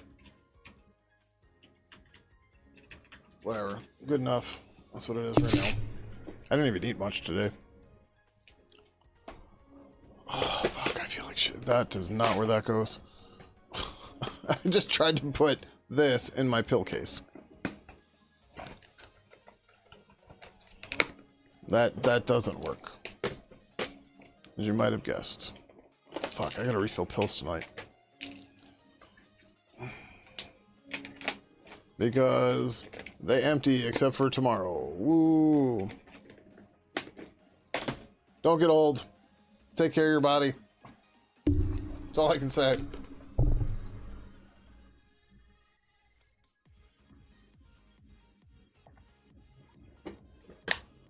Damn, I just missed an ad too. Okay, so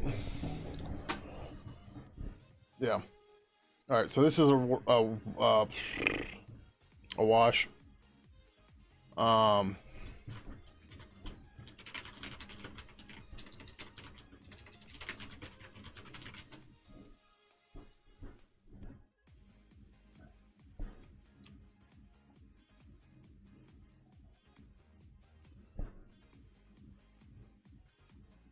You train 3 times a week and walk daily through dog. I still feel super old and struggle with a knee and shoulder.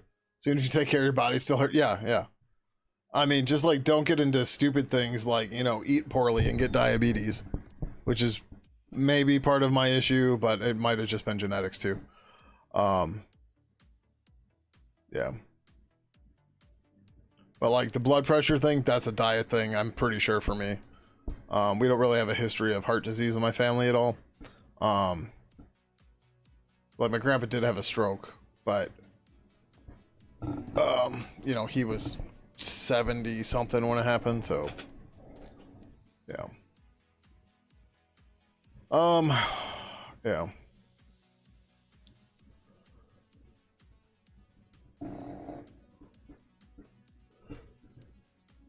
Fuck, am I tired? All right, we should put these notes somewhere.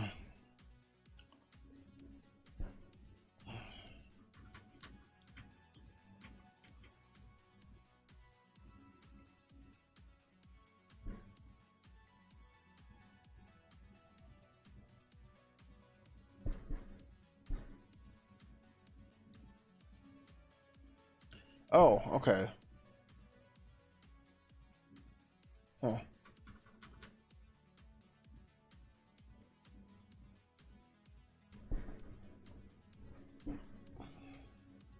Like, part of me wants to do this because it should be quick and easy and it's very direct.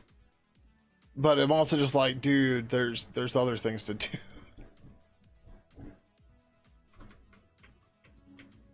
I thought we had, yeah, there's multiple, wait. Oh, I'm looking at the wrong file. Okay.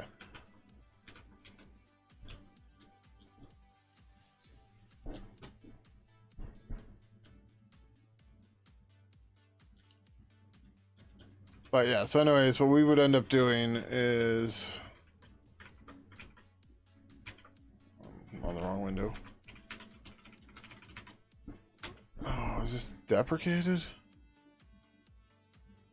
Oh, because I want you to simple. A pattern spec match, okay. It's like, what the hell? Yeah. Although, I think we, yeah.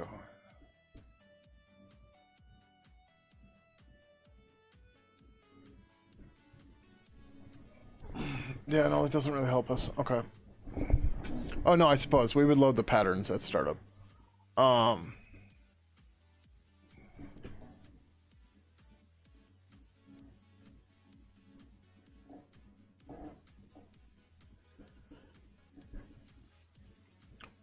Right, so when we load everything into memory, we would have all the patterns loaded.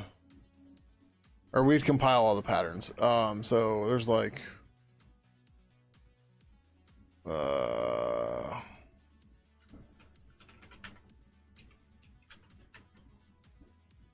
yeah, so you call new with the pattern.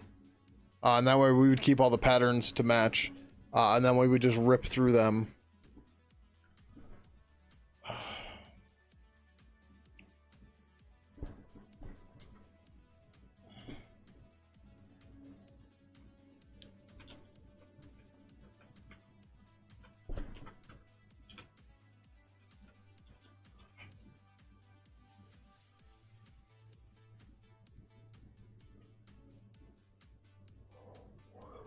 So the part of the other problem is,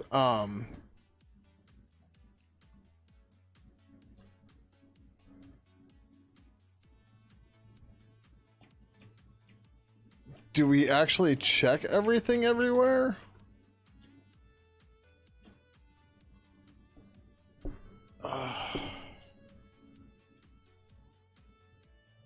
We'd have to, right?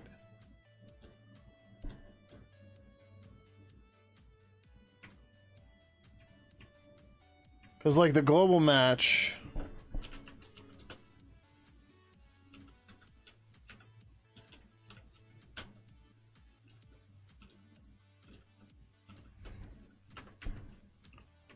which is somewhere, I don't know where...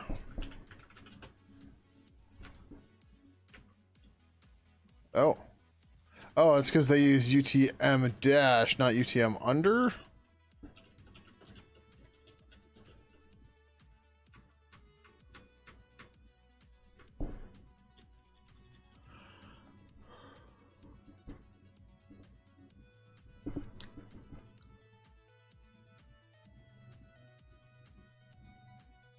Well, I'm just trying to work out the algorithm here. Do we stop at the first match, or do you keep testing? And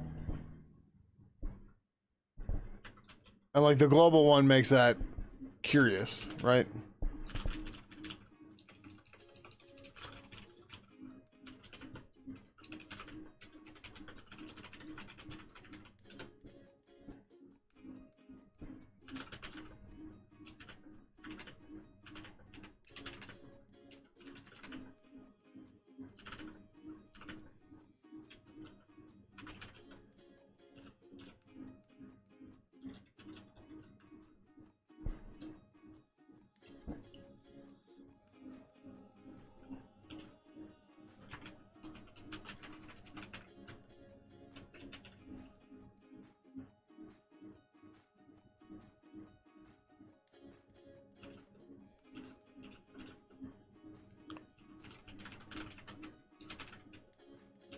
And this is just loading this into JavaScript or something?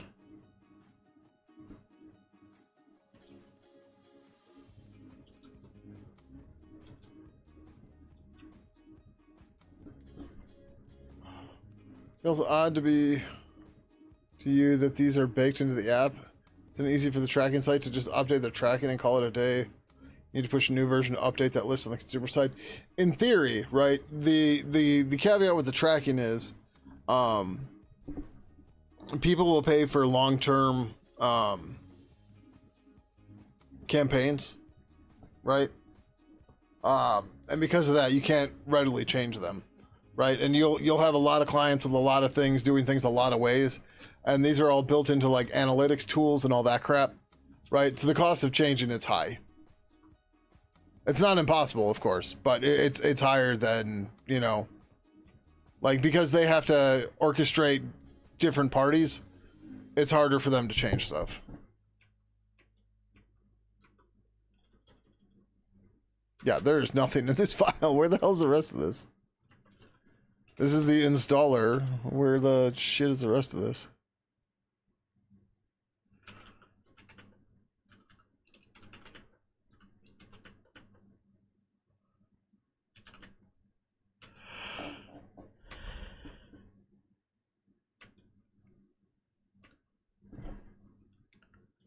Create URL pattern from set lists.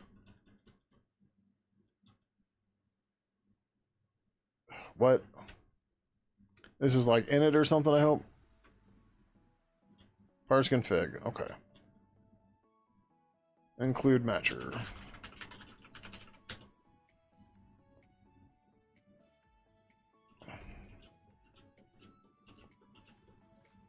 What the fuck does mplace back mean?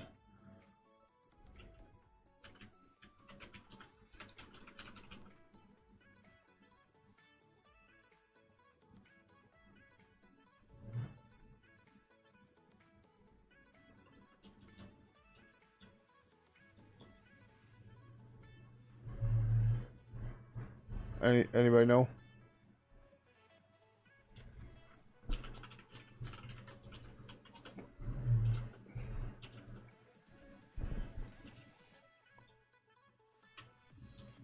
I'm guessing that add cell list at the end.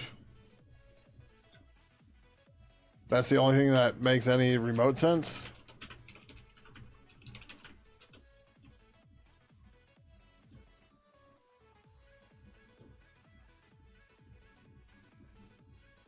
Okay, so matchers is a vector of match items.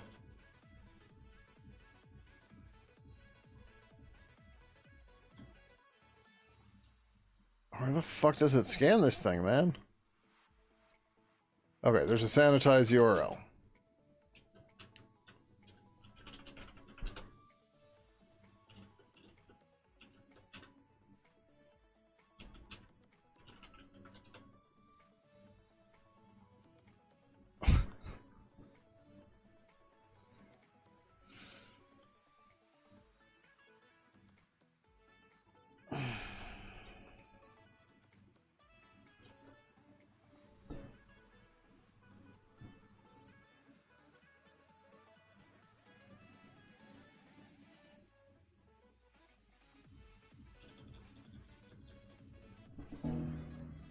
Okay, sorry, I'm forgetting overloaded functions are a thing in C. C++, rather. I'm like, how does it call itself?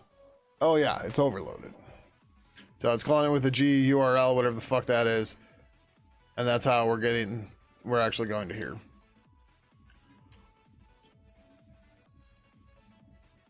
So it creates an iterator on the matchers, checks if it matches the URL, allows it continues.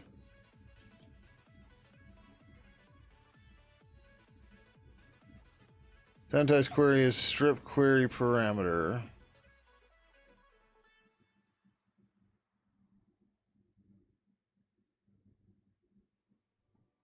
So it pulls the query parameters out.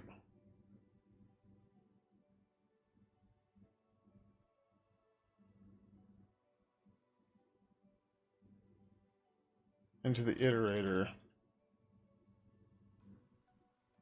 Okay, so reading C++ sucks, but it tests all of the patterns. Right. Like, it's not checking here, like, there's no return after this, right? So, like, did it match? No. Try the next one. Did it match? No. Try the next one. Did it match? Yes. Do some work. Try the next one. Did it match? No. Did it match? No. Or try the next one. Did it match? No. Try the next one. Did it match? Yes. Do some additional work. Try the next one. Right? So it goes through all of them. So,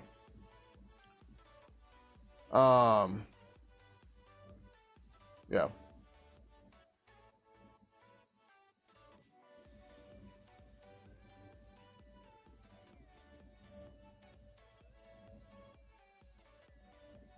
Okay.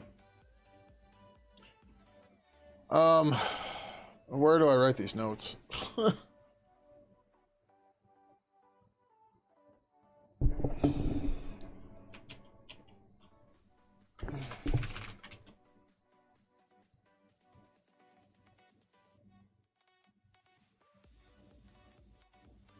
I guess, like, we don't have like a dev category, which is fine. Whatever, this is fine. Just general, new topic, URL cleaning, optional tags, development. Yeah. Into how to develop a copy or a link cleaning feature, and it's a lot more complicated than I originally anticipated. Firefox has 2 different lists, one licensed under the LGPL, the other under the MPL2, but they have variations, and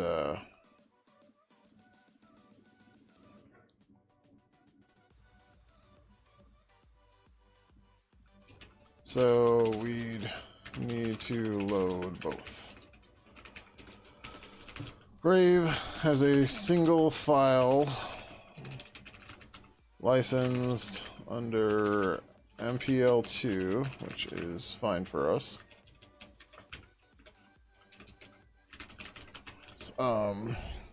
That uses a regex syntax. God, brain is definitely brain-elating.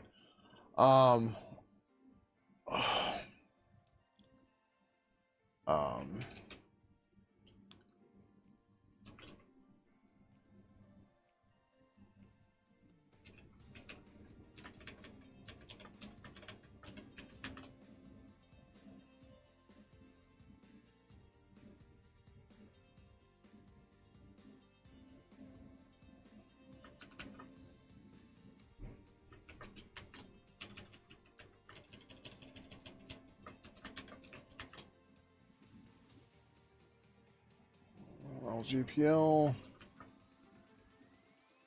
Oh, I should have grabbed a permalink, but this is fine. Oh, blob main should be fine, whatever. We'll figure it out otherwise.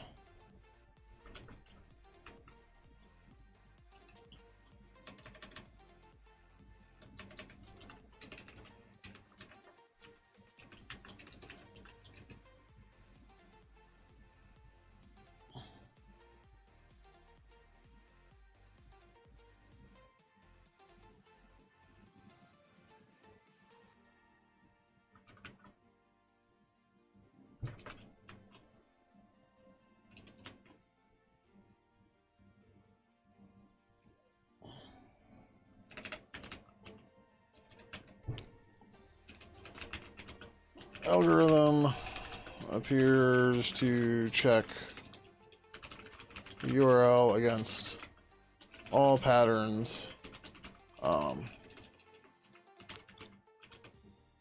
Skipping ones that actually exclude pattern.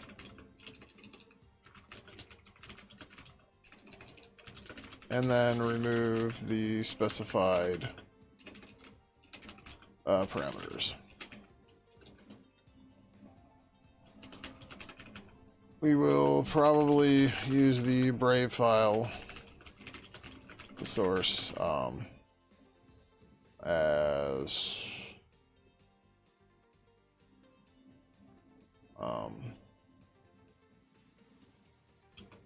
it's just easier to work with.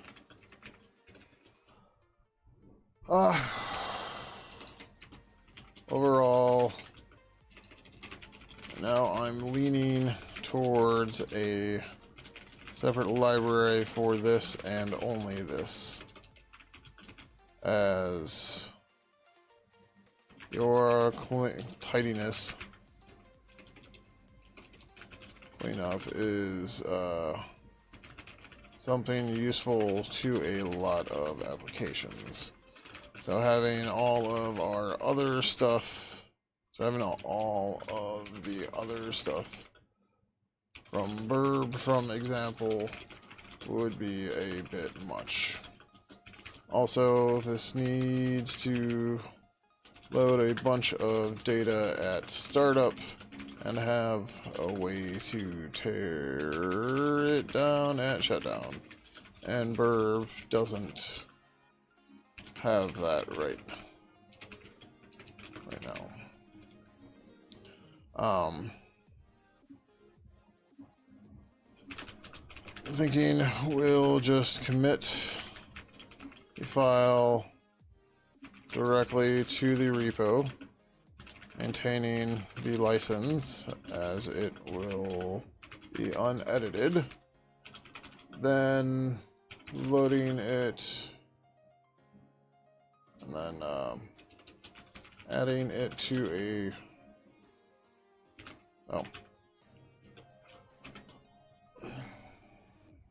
that's fine. A resource that will be loaded at startup via an init method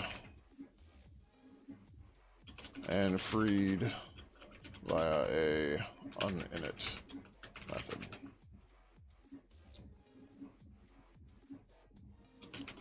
This would require JSON glib and glib, but that should be all that is necessary. Later on, can add support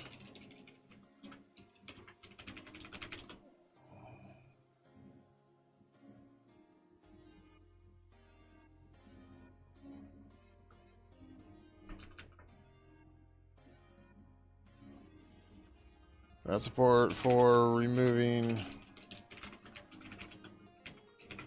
tracking parameters. Brave has some good documentation on that as well.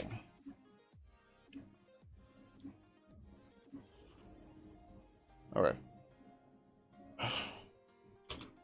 My notes. Okay, there we go. There's my notes. Yay! Not a complete waste. We found out a lot of data.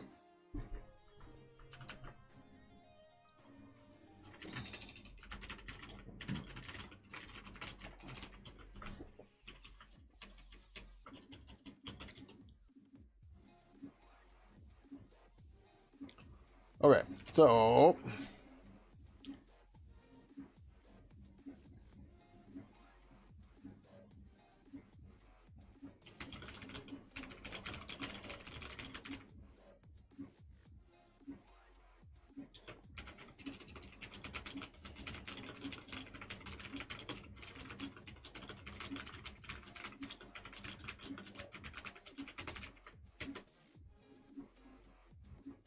okay. We're doing it's almost 11. Fuck. How did I start so late? Alright, what can we do that's quick and doesn't require a lot of brain policy?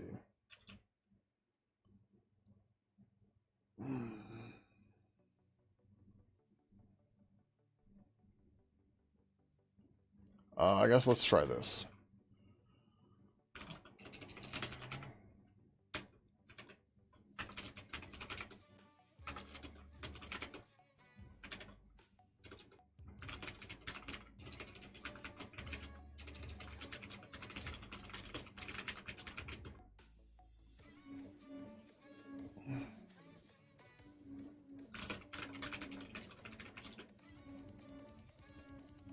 Yeah, there we go. Ah, it's Seagull. Seagull is the problem one there.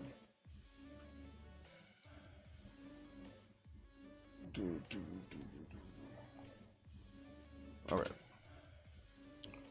Do we have Seagull open yet? I don't think we do. It's a inventory.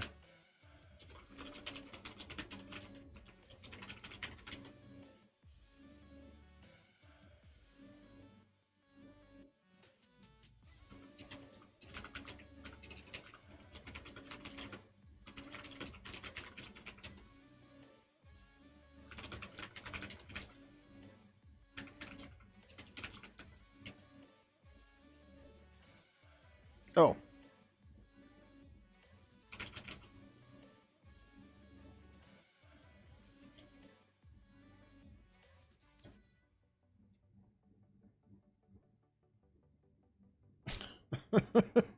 This is already done. We need to update Pidgin to newer Seagull.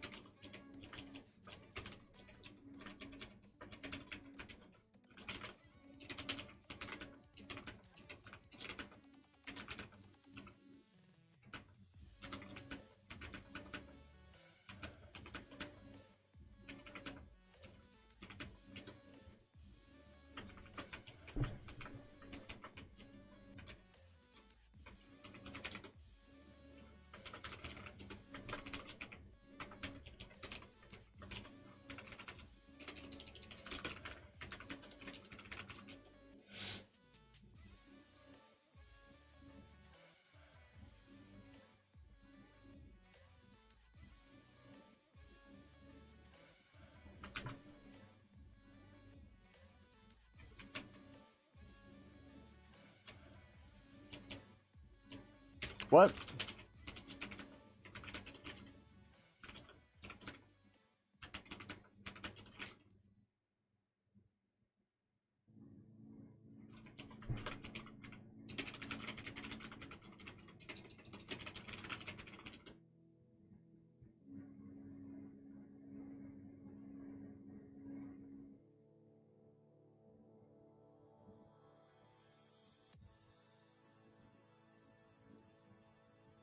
Okay, so we definitely released it. What the fuck is the problem here?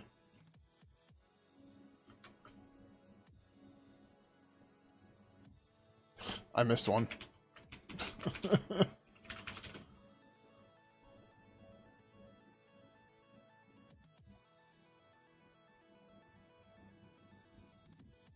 Oh, we got an ad. I'll be right back. Ugh.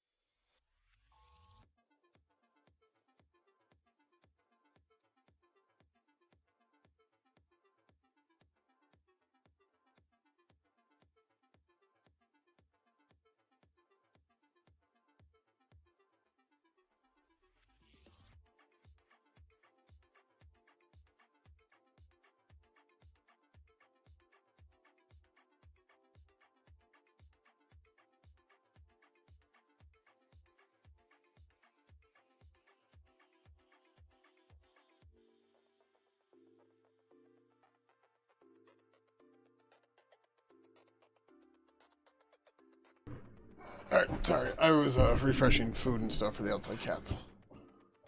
Because I needed it. Alright. Cool. So let's do a clean. We're going to make sure everything else is up to date. I don't know why we didn't get Burb up to date, or Seagull up to date right away.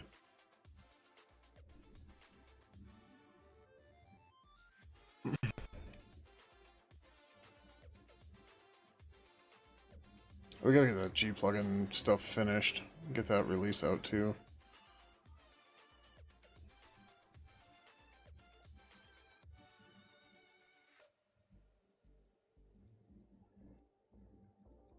That's what a lot of this nonsense is about.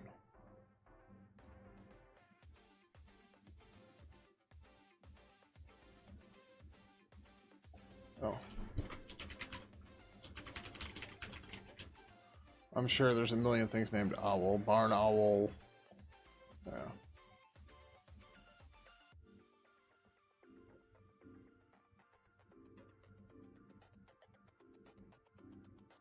Owl was a name that seemed like it would make sense to me for URL stuff. It's a bird that keeps an eye out on things. I don't know.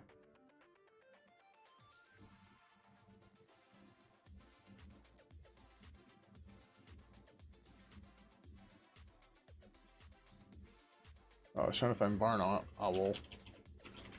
Who's Barn Owl? Curses Base, TTY, Jabber, IRC, Aim, Zephyr client? What? Well, we definitely can't come close to that name. It's all in Perl. Depends on Glib.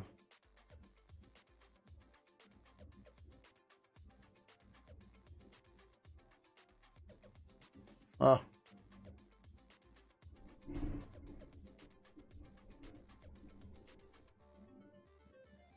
Lib Zephyr.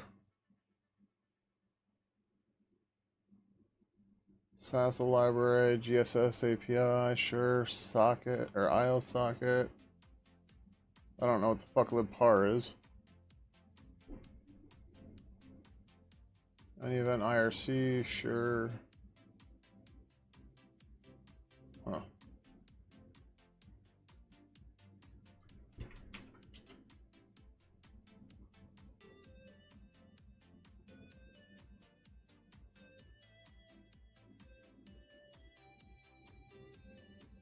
Does this even run anymore?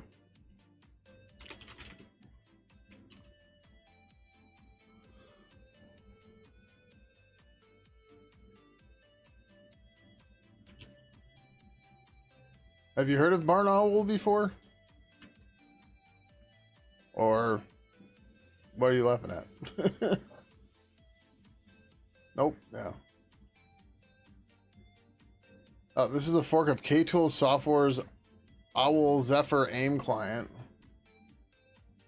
That's dead? Yeah, I mean, that's what it looks like here.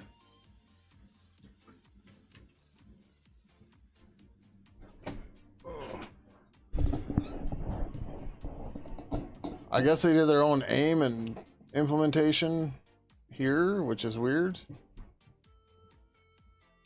Wait, what?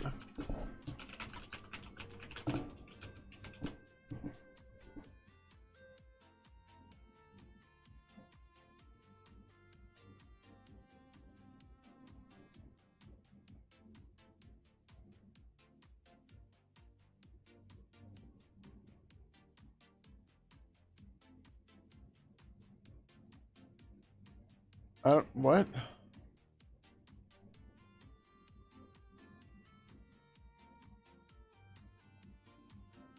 Okay, this is just for that. Oh, that's right, because Zephyr is a bunch of executables. Yeah, okay.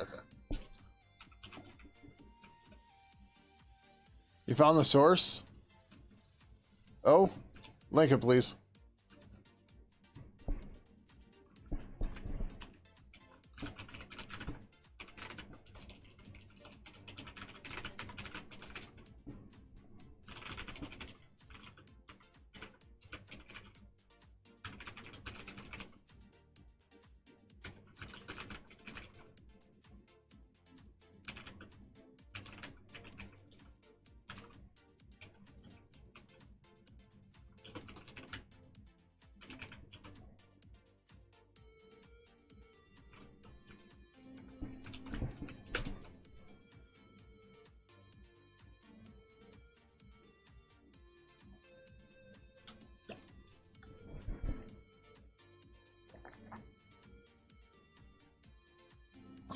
Did it actually load for you?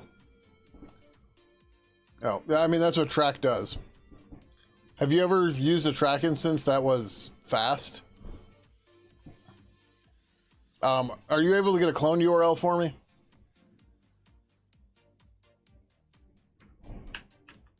Like on the page you're on?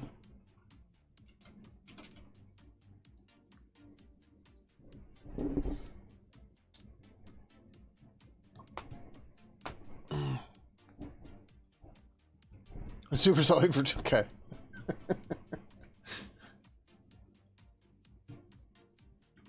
Like before the era of AI scrapers hitting websites, Jesus, I didn't even get the CSS file. Before the era of AI bots hitting everything, I used to have to block everyone from like our search and stuff like that on our track just to make it run.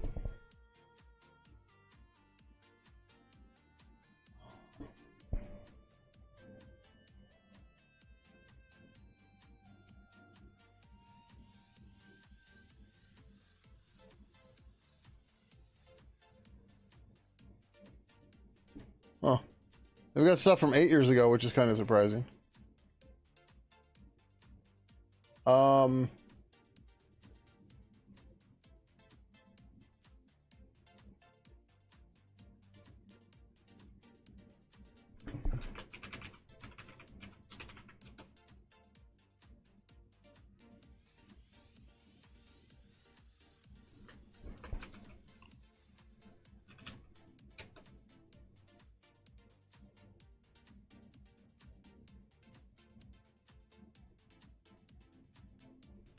So like this is not a clone URL, which is okay, but let me try this.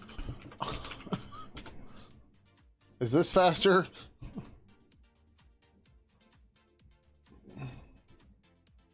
Someone patched a file a year ago? I don't know what the hell they cloned from, but...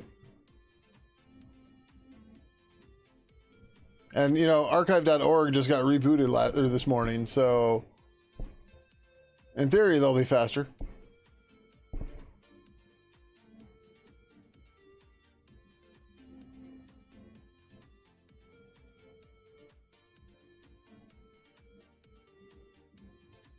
Oh, hey, look at this. Yeah, look at this. This looks much better.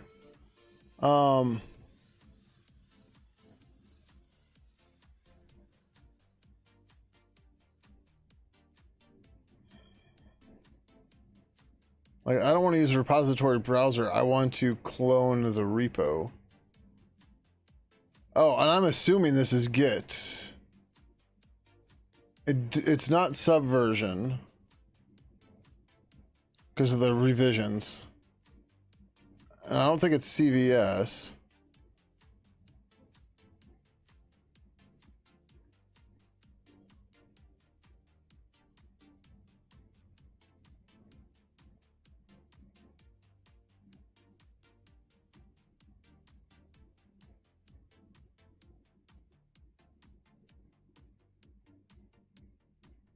Oh, right. CVS is going to have a bunch of dots in it.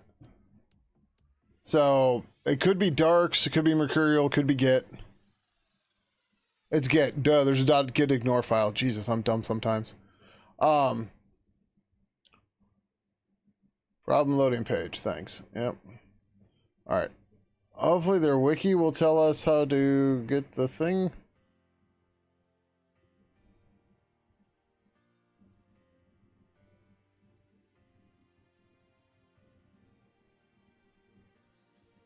Oh, it sent you to GitHub? Where on GitHub? Oh, never mind. Sorry.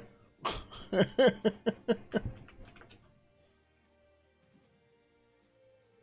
right, cool. I don't actually want, like, I wanted to clone it in case we needed, like, this was something I think personally would fit under the mission of IM Freedom or Instant Messaging Freedom. Is, you know, because part of our thing is to be able to support in whatever fashion other open source instant message clients or chat clients. Not that we're gonna like run infrastructure and all this stuff for them, but one of the things I'm trying to do with the knowledge base is at least document this stuff, because somehow I never knew about Barn Owl, right? So, like, how? I don't know, but yeah.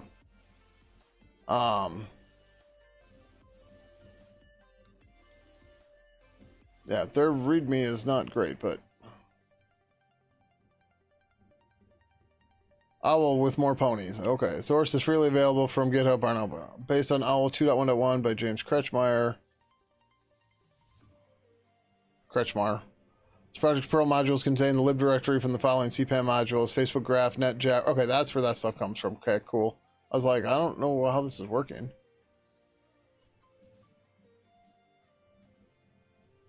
What's LOL now? And one commit last year about this time. Before that was 2019. Yeah, I mean, sure. Yeah, that's fine. The point is, I'm just trying to document that it existed. Right? And I might grab a clone of it just for lulz right now.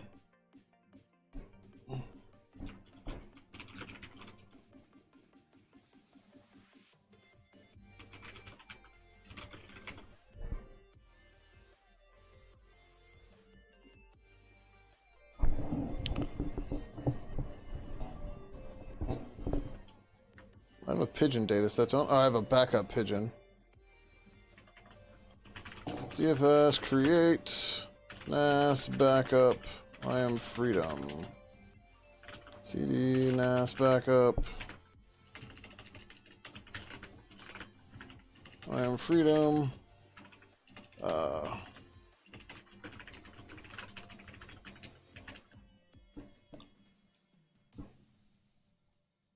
You read the last patch? Uh-oh. That good, huh?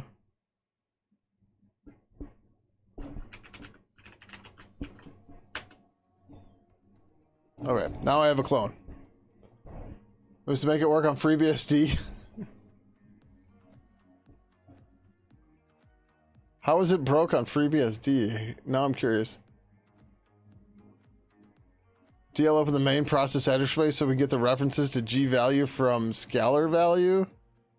Oh no. Yeah, this is all the glib Perl stuff.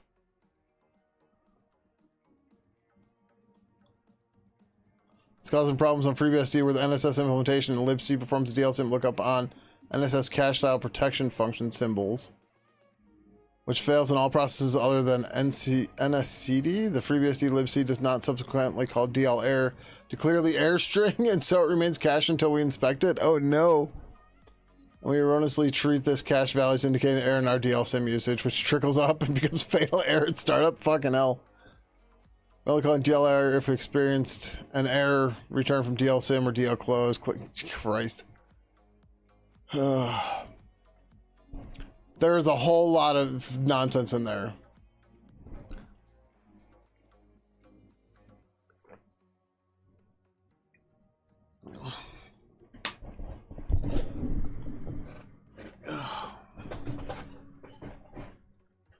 No, not just that. The glib Perl bindings are a fucking nightmare too, and that's what this is. Right. So they're looking these up in the Perl glib bindings, which is, yeah. So like for G plugin, it took me 7 years of frustrated on again, off again development to get the Perl plugin loader working, which we ultimately deleted because reasonably nowadays not many people are using Perl, and it's not really something we want to support. But anyways, Perl embed and just working with native stuff or native libraries, compilers and stuff in Perl is just a fucking nightmare. And it's just, yeah. Like, FreeSwitch had a Perl loader or something, didn't it? Like, one of the things I love to explain to people about why Perl embed is so bad is that their use of their macros and everything require you to define your Perl interpreter with a specific variable name. And that specific variable name is my_Perl. You have to use that name. There is no way around it. Trust me, I tried. But there's just macros that use it, and it's not parameterized, and you're just screwed. And it's just like, this is fucking stupid. There's mod Perl that embeds Perl as a scripting language in FreeSwitch. Yeah, and it will say there will be a line in there that says Perl interpreter star my underscore Perl, without a doubt, because you have to. You absolutely have to have it.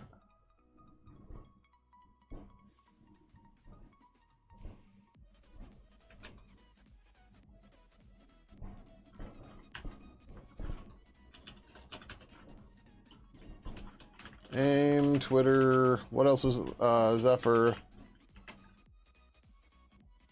XMP, IRC, PP, client.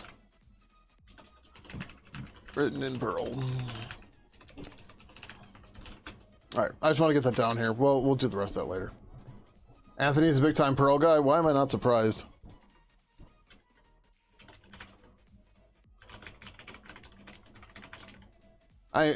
Personally, I don't have anything against Perl, but I have been exposed to way too much really shitty Perl. And it's tainted me on it a lot. And then the whole Perl embed stuff is just, oh. Yeah. FreeSwitch was originally prototyped in Perl? Gross. I don't like to yuck people's yums, but when it comes to Perl, I make an exception.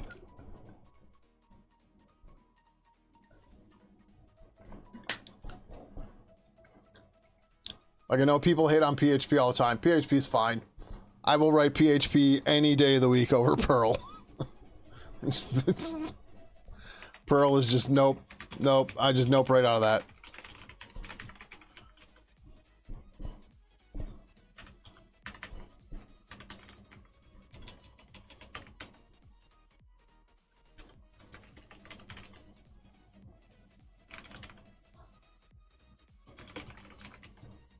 Oh, we need to check the other dependencies.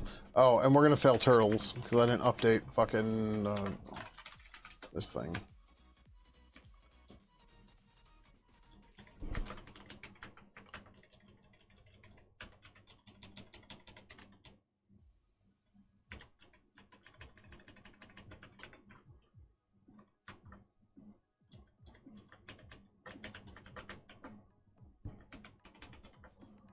You just like Perl, and you know one of the guys that co-authored a number of Perl books? Like, all I have to say is implicit variables. Or wait. Nested implicit variables. Who the fuck ever thinks that's a good idea?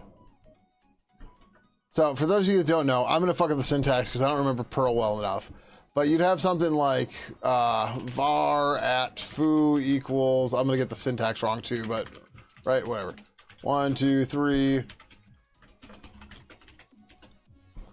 Var at var equals A, B, C. Sure, this is a shit example. It's contrived, but it's fine, right? But you can say for at foo or for each, I don't remember exactly, right? And then you could do something like print $ underscore, sure, dot, sure, right? And then for at var, print $ underscore,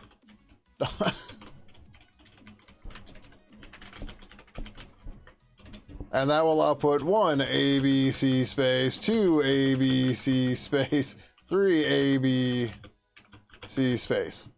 Well, whatever, with new lines. That's the output. So in Perl, you don't have to declare a variable when you're iterating. It might be for each. Like I said, I don't remember.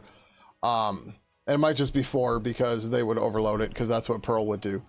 But so $ underscore is whatever your iterator is.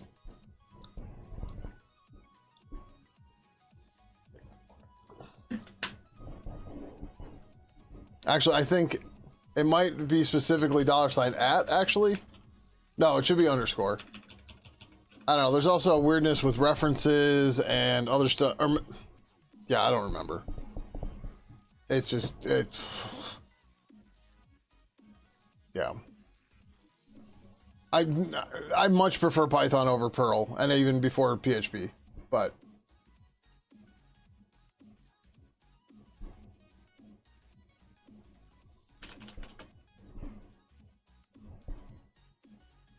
But Python, even Python doesn't have explicit stuff, an implicit variable like that. Which is just fucking bonkers.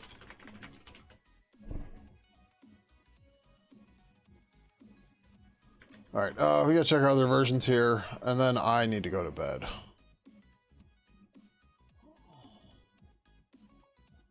Or let's just do it this way. What did we release recently?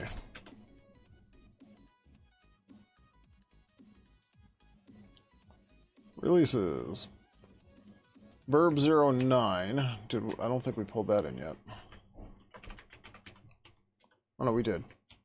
Okay, Burb09. Seagull082. We should have Ibis16 already. Yeah, okay. I don't have any questions about Perl. I just avoid it. You probably can't hear me right now, but...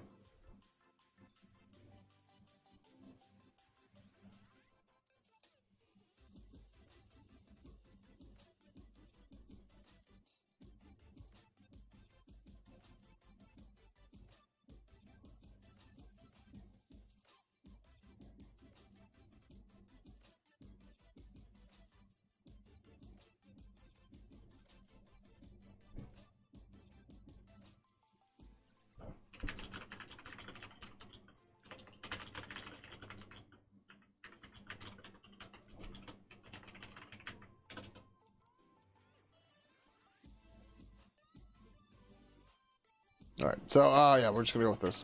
Turtles Pass, okay, cool.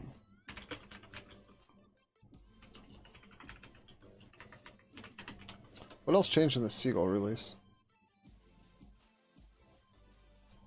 Fix destructor type for Seagull 3 bind text. GR new literal and test. Move containers to IamFreedom.org. Use fix India's errors for bound and SQL statements. Developer friendly test and yeah, okay. Or friendly, related.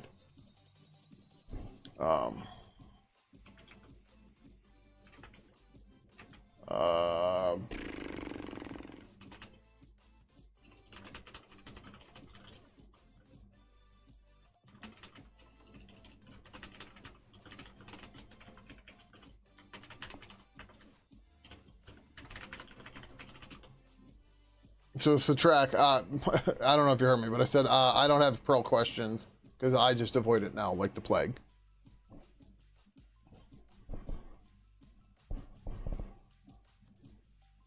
Like I said, the language might be fine if you write clean code and stuff. The problem is I was exposed to really, really bad Perl code for 8+ years. And yeah.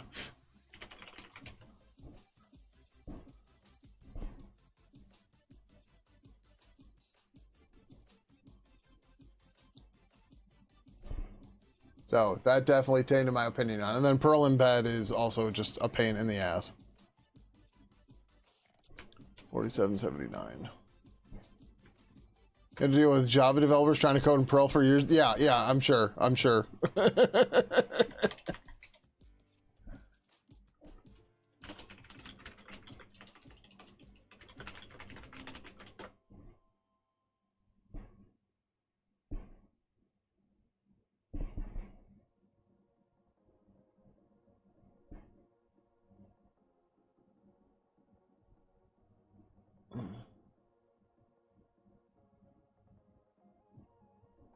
All right.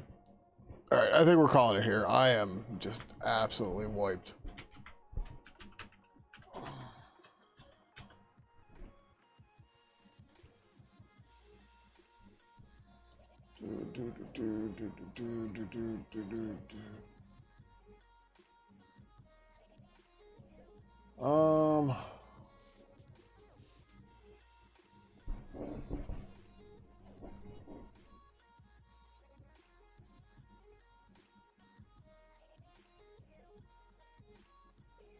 Nice. Sure. I guess we're gonna go raid Tej. He's apparently remembering how to stream. Alright, we're gonna get out of here. Or can we please strangle in-game? Whoever thought putting /temp in effing tempfs was a good idea. Yep. Spain. But alright, we're gonna get out of here. We're gonna go raid Tej. If you don't want to join the raid, you can go ahead and hit cancel above chat. Otherwise, there's nothing else you need to do. He is actually streaming on YouTube, so YouTube, this is where we are going as well. In the meantime, you can find links to all my social media right over here. That's not how you spell social. I do post on my Mastodon when I'm going to go live, so if you're on the Fediverse, you can find a link to follow me right over there. And if you'd like to join us on the official Pidgin Zulip server, Zulip is an open source chat network that is free, and they do self-hosting for nonprofits and stuff, which includes us. You can find a link to that right over here as well. So, all right, thank you everybody for coming by tonight, and until next time, adios.